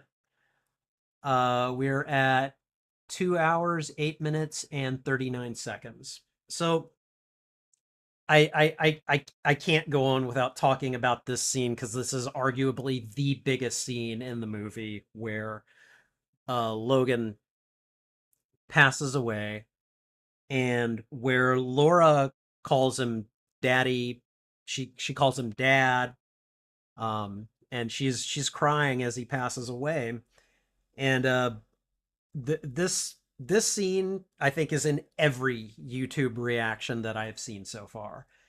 And I I I don't think you can make a good reaction video of this movie without this scene in it because it is very likely the most emotional and most pivotal in there. Where where we learn that that Logan can indeed be killed. You modify the food enough, you screw up his mutant ability to heal, and then you put him through the rigors like everyone else. Takes a lot, but you can kill him, you know.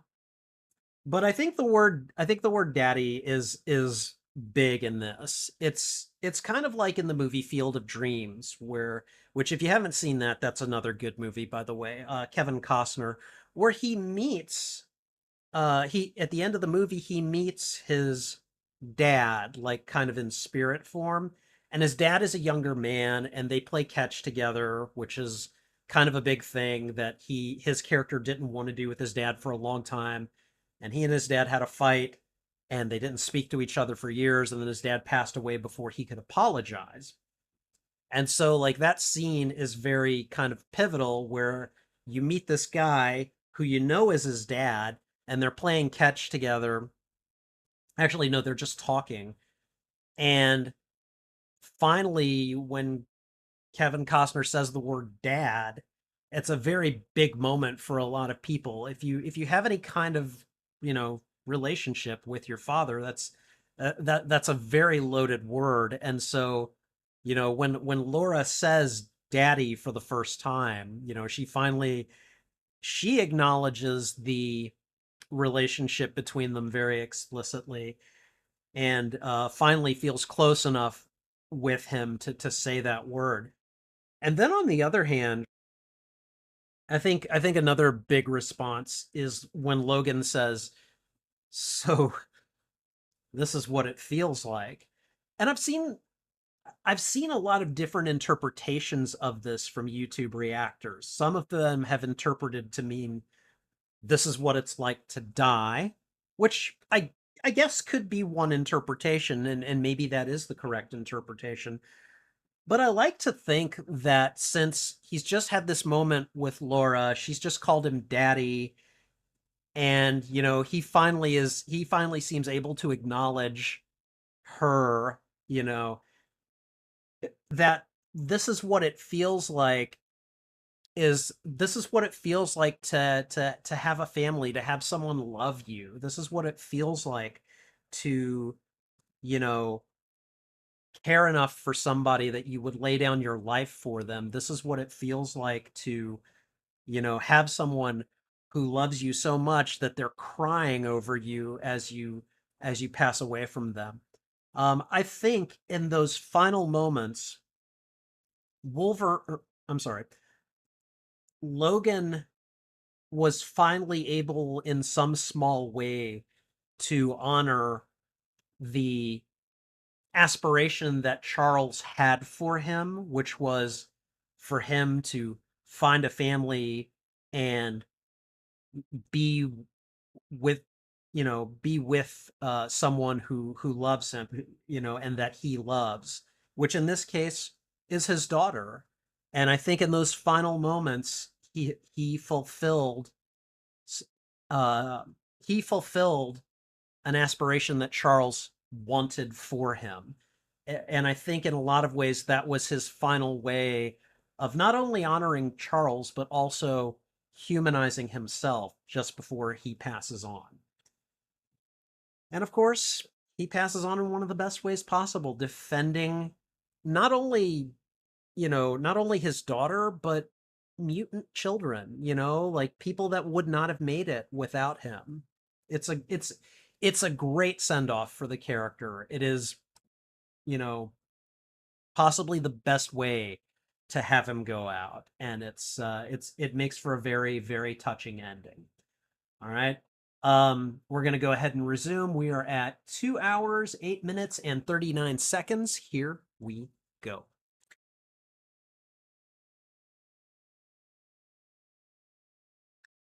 And all the kids are just like, like they all acknowledge him too. Oh God, she looks. Oh, my heart just breaks for her the way she's crying.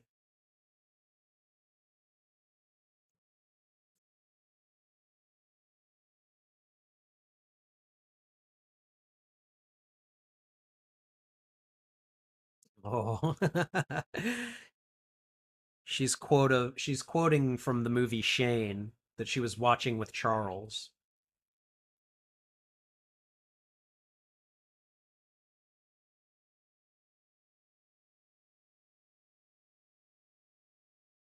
She's got a very good memory.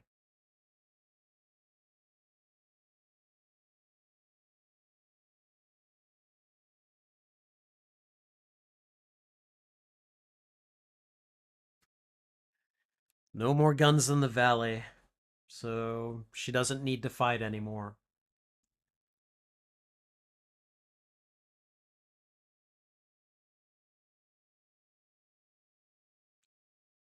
I like the kid that's got the little Wolverine figure right there. I think that's awesome.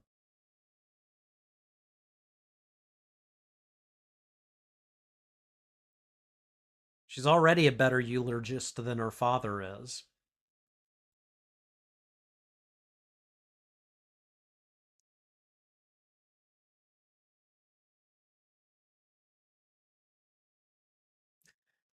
And then this is where they jab you a little bit deeper right here.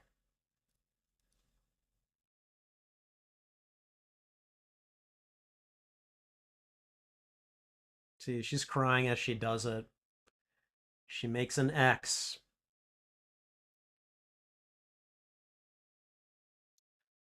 for the last X-Man, the last X-Man to fall.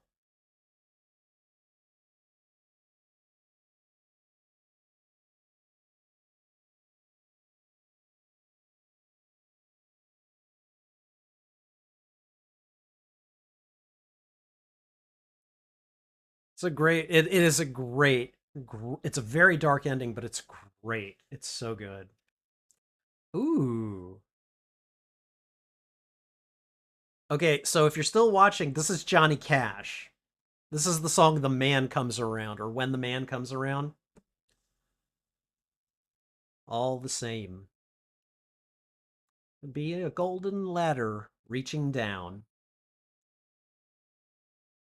when the man comes around.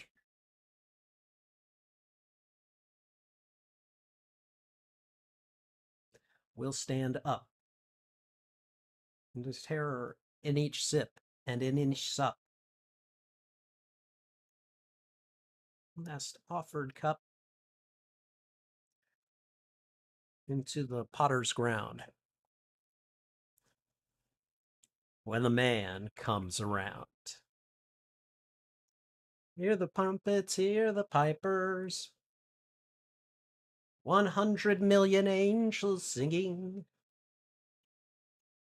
Them boots are marching to the big kettle drum.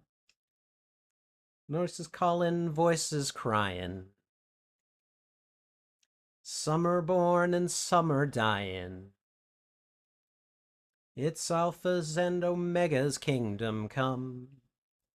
And the whirlwind is in the thorn tree.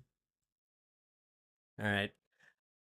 I have only listened to so much Johnny Cash, but this is a really good song, and it's an excellent song to end Logan with. Like if you're gonna end a movie this way, Johnny Cash, kind of like the badass grandpa of the music industry. Yeah, you know. Okay. So there aren't any post credit scenes to this movie. I know that for a fact. So we're gonna go ahead and just stop the film here, and let me go ahead and just take a look, see what you guys have been saying. All right, let's see.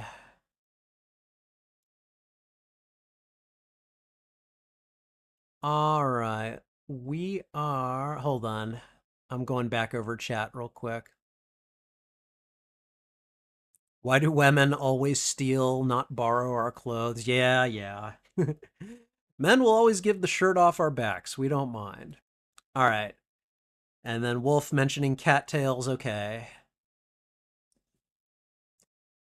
Snake asking if X-Men Origins is next week. I mean, maybe. You never know. We'll see. All right. Let's see. The Wolverine. Okay. All right. Okay. All right. Here's where we are. All right, there's not that much to cover. So okay, I didn't see the one with Lady Deathstrike. I think that was the Wolverine. No, Lady Deathstrike was in X-Men 2, as Sith Apple says next.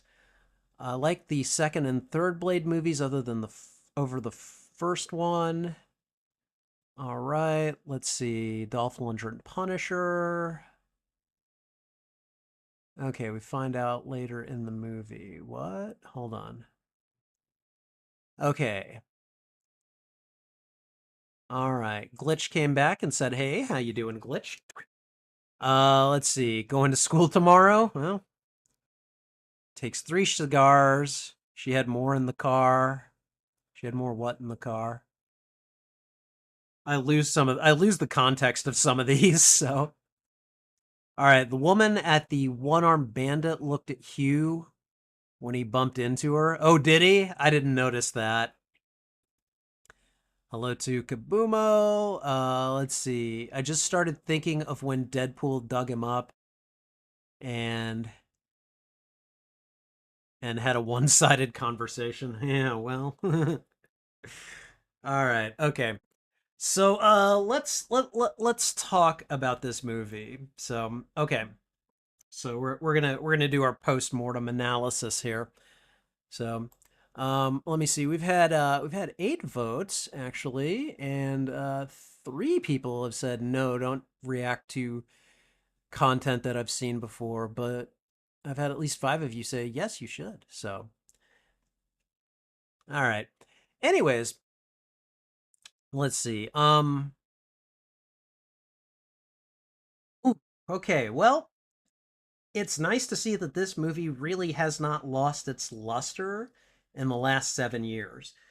Uh, Again, I have watched parts of it recently by watching YouTubers react to it, and it's fun to see all of the scenes that get the bigger reactions from them. And I think that I think that being able to watch the whole movie and all of the little smaller scenes between it give a lot more context. And I did lose some of that context over the last 7 years simply because it's easy to watch a piece of media and then if you haven't watched it again in X number of years, you start to forget parts of it. So that's part of the reason I like to come back to material that I haven't maybe seen in a while and rewatch it and be like, okay, this is good.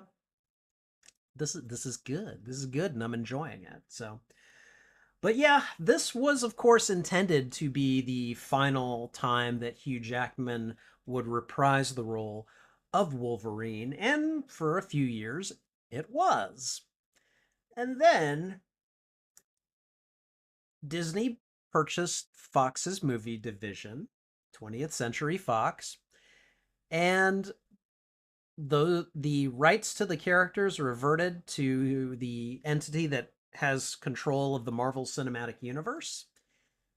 And a little time passed, and Ryan Reynolds decided to make Deadpool 3 and reached out to Hugh Jackman, who was like, you know what? Yeah, and I really would like to know how that conversation went. I would really like to know what was said that actually convinced him to come back. Was it that he just wanted to work with Ryan Reynolds? Was it that Hugh Jackman just really wanted to be in the MCU? I mean, with the multiverse stuff, it makes it easy to do. I mean, we've already seen Patrick Stewart return as Professor X in Multiverse of Madness, as I'd mentioned earlier. And I've gone and seen Deadpool and Wolverine. And part of the reason that I started watching reactions to Logan was simply because I had seen Deadpool and Wolverine. And so it was kind of inevitable that I would come back and watch it anyways. But without going, oh, hi, Trouble. You guys can't see her. She's just barely out of frame here, but there she is. Hi. Hello. How are you? You're so sweet, but you need to get off the desk. You need to get off the desk. Come on. Come on. Your dad loves you. Okay. All right. Sorry about that. No, no, no. You cannot come back up here.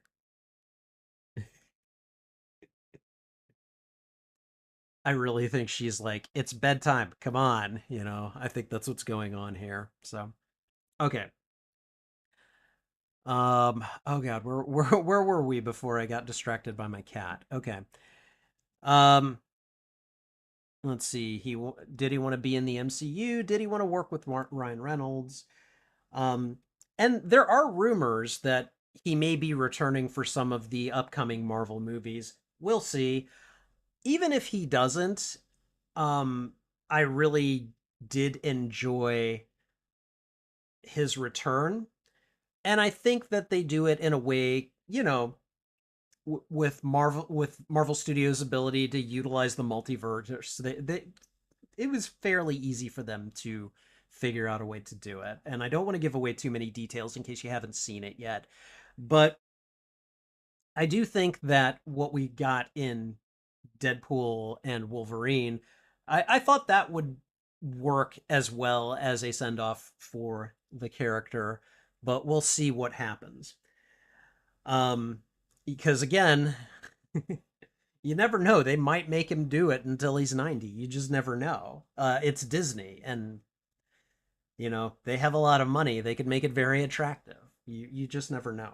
So, um, but overall, this movie is a dark, gritty masterpiece.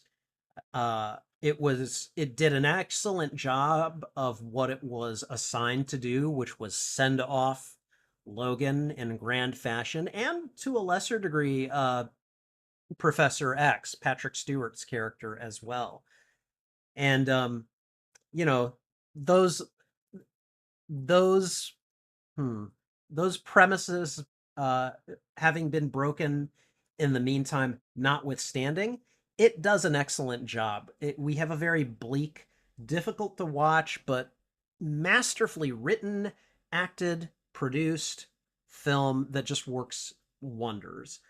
Hugh Jackman, of course, is just wonderful as Wolverine, and Patrick Stewart turns in an excellent performance as a Professor Xavier who has not had an easy time of it, particularly in the previous year or so uh, that predates this movie.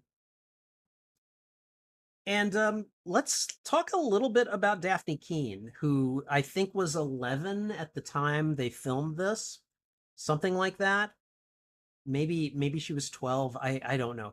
Um, so X-23 in the comics is like an older teenage girl, I think, when she first appears. She's certainly not a child the way, as the character who is portrayed by Daphne Keene is. But man, that little girl turned in one hell of a performance. She had the kind of like savageness down just in terms of she had the viciousness. Like she had the viciousness of Wolverine down, especially when she first pulls out the claws and just starts throwing down on the Reavers. She had like the screams, the viciousness. She's just a little like whirling death machine with claws, and she is going to. She's just every bit what you would imagine James Howlett would have been at that age. And I really enjoyed watching her performance as well. She was just a lot of fun. So all the props to her in this movie. And it's always like this film basically made me notice her in subsequent things that I'd seen her in, which, at this point is mostly Star Wars The Acolyte. And man, her character, they did her character dirty. That's all I'm gonna say. But it, like this was a standout performance that I was like, okay, all right, I want to know who this young actress is and what she's doing now. Um, and you can't say that. I would honestly say at this point that she was the perfect X-23 in the way that I think that J.K. Simmons is the perfect J. Jonah Jameson, and that Hugh Jackman was the perfect Wolverine, height notwithstanding. So, um, but yeah, overall, I mean, this is just a great film that is difficult to watch, but that I think needs watching, especially if you are into superhero movies. This one's up there. This one is one of the best superhero movies that's been made. And I say that as a dyed-in-the-wool Spider-Man fan, and there are so many up there, that vying for that title as well. But Logan is also definitely one of them. So, um, lots of comic book references. I didn't know that Donald Pierce's military unit or paramilitary unit or whatever you want to call it, I didn't realize that they were called the Reavers, which is like that's a pitch perfect use of those characters from the comics. Like it's a they have to modify it, of course, for the movies, but overall, a lot of little Easter eggs that I have still missed, up to this viewing. So that was kind of a delightful one, and I really appreciated a lot of the different references that they made, including using the X-Men comics. Very clever, Fox. I see what you did there, and I appreciate it. So.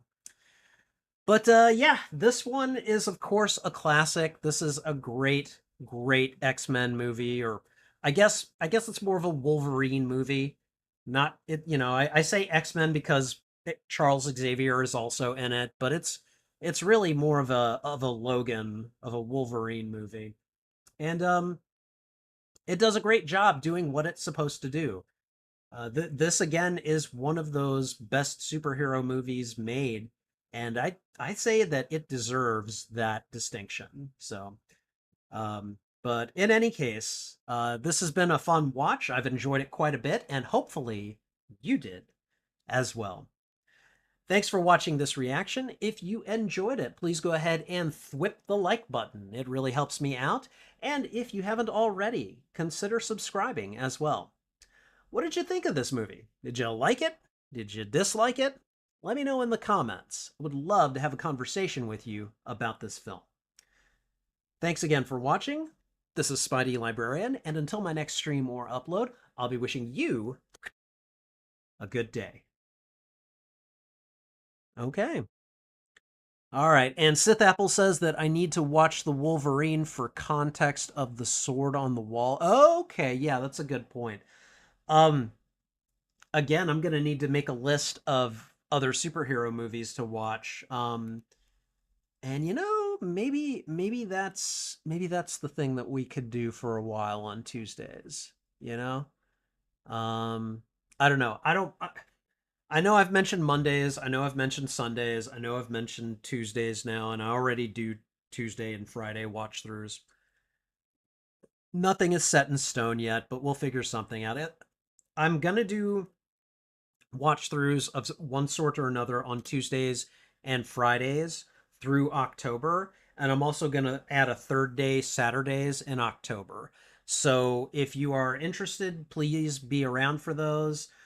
In October, all of the content that I will be watching will be horror content of one sort or another. So be around for that. We'll see if I can handle the scares. So. But anyways, I think it is 12:30. It is after midnight for me here.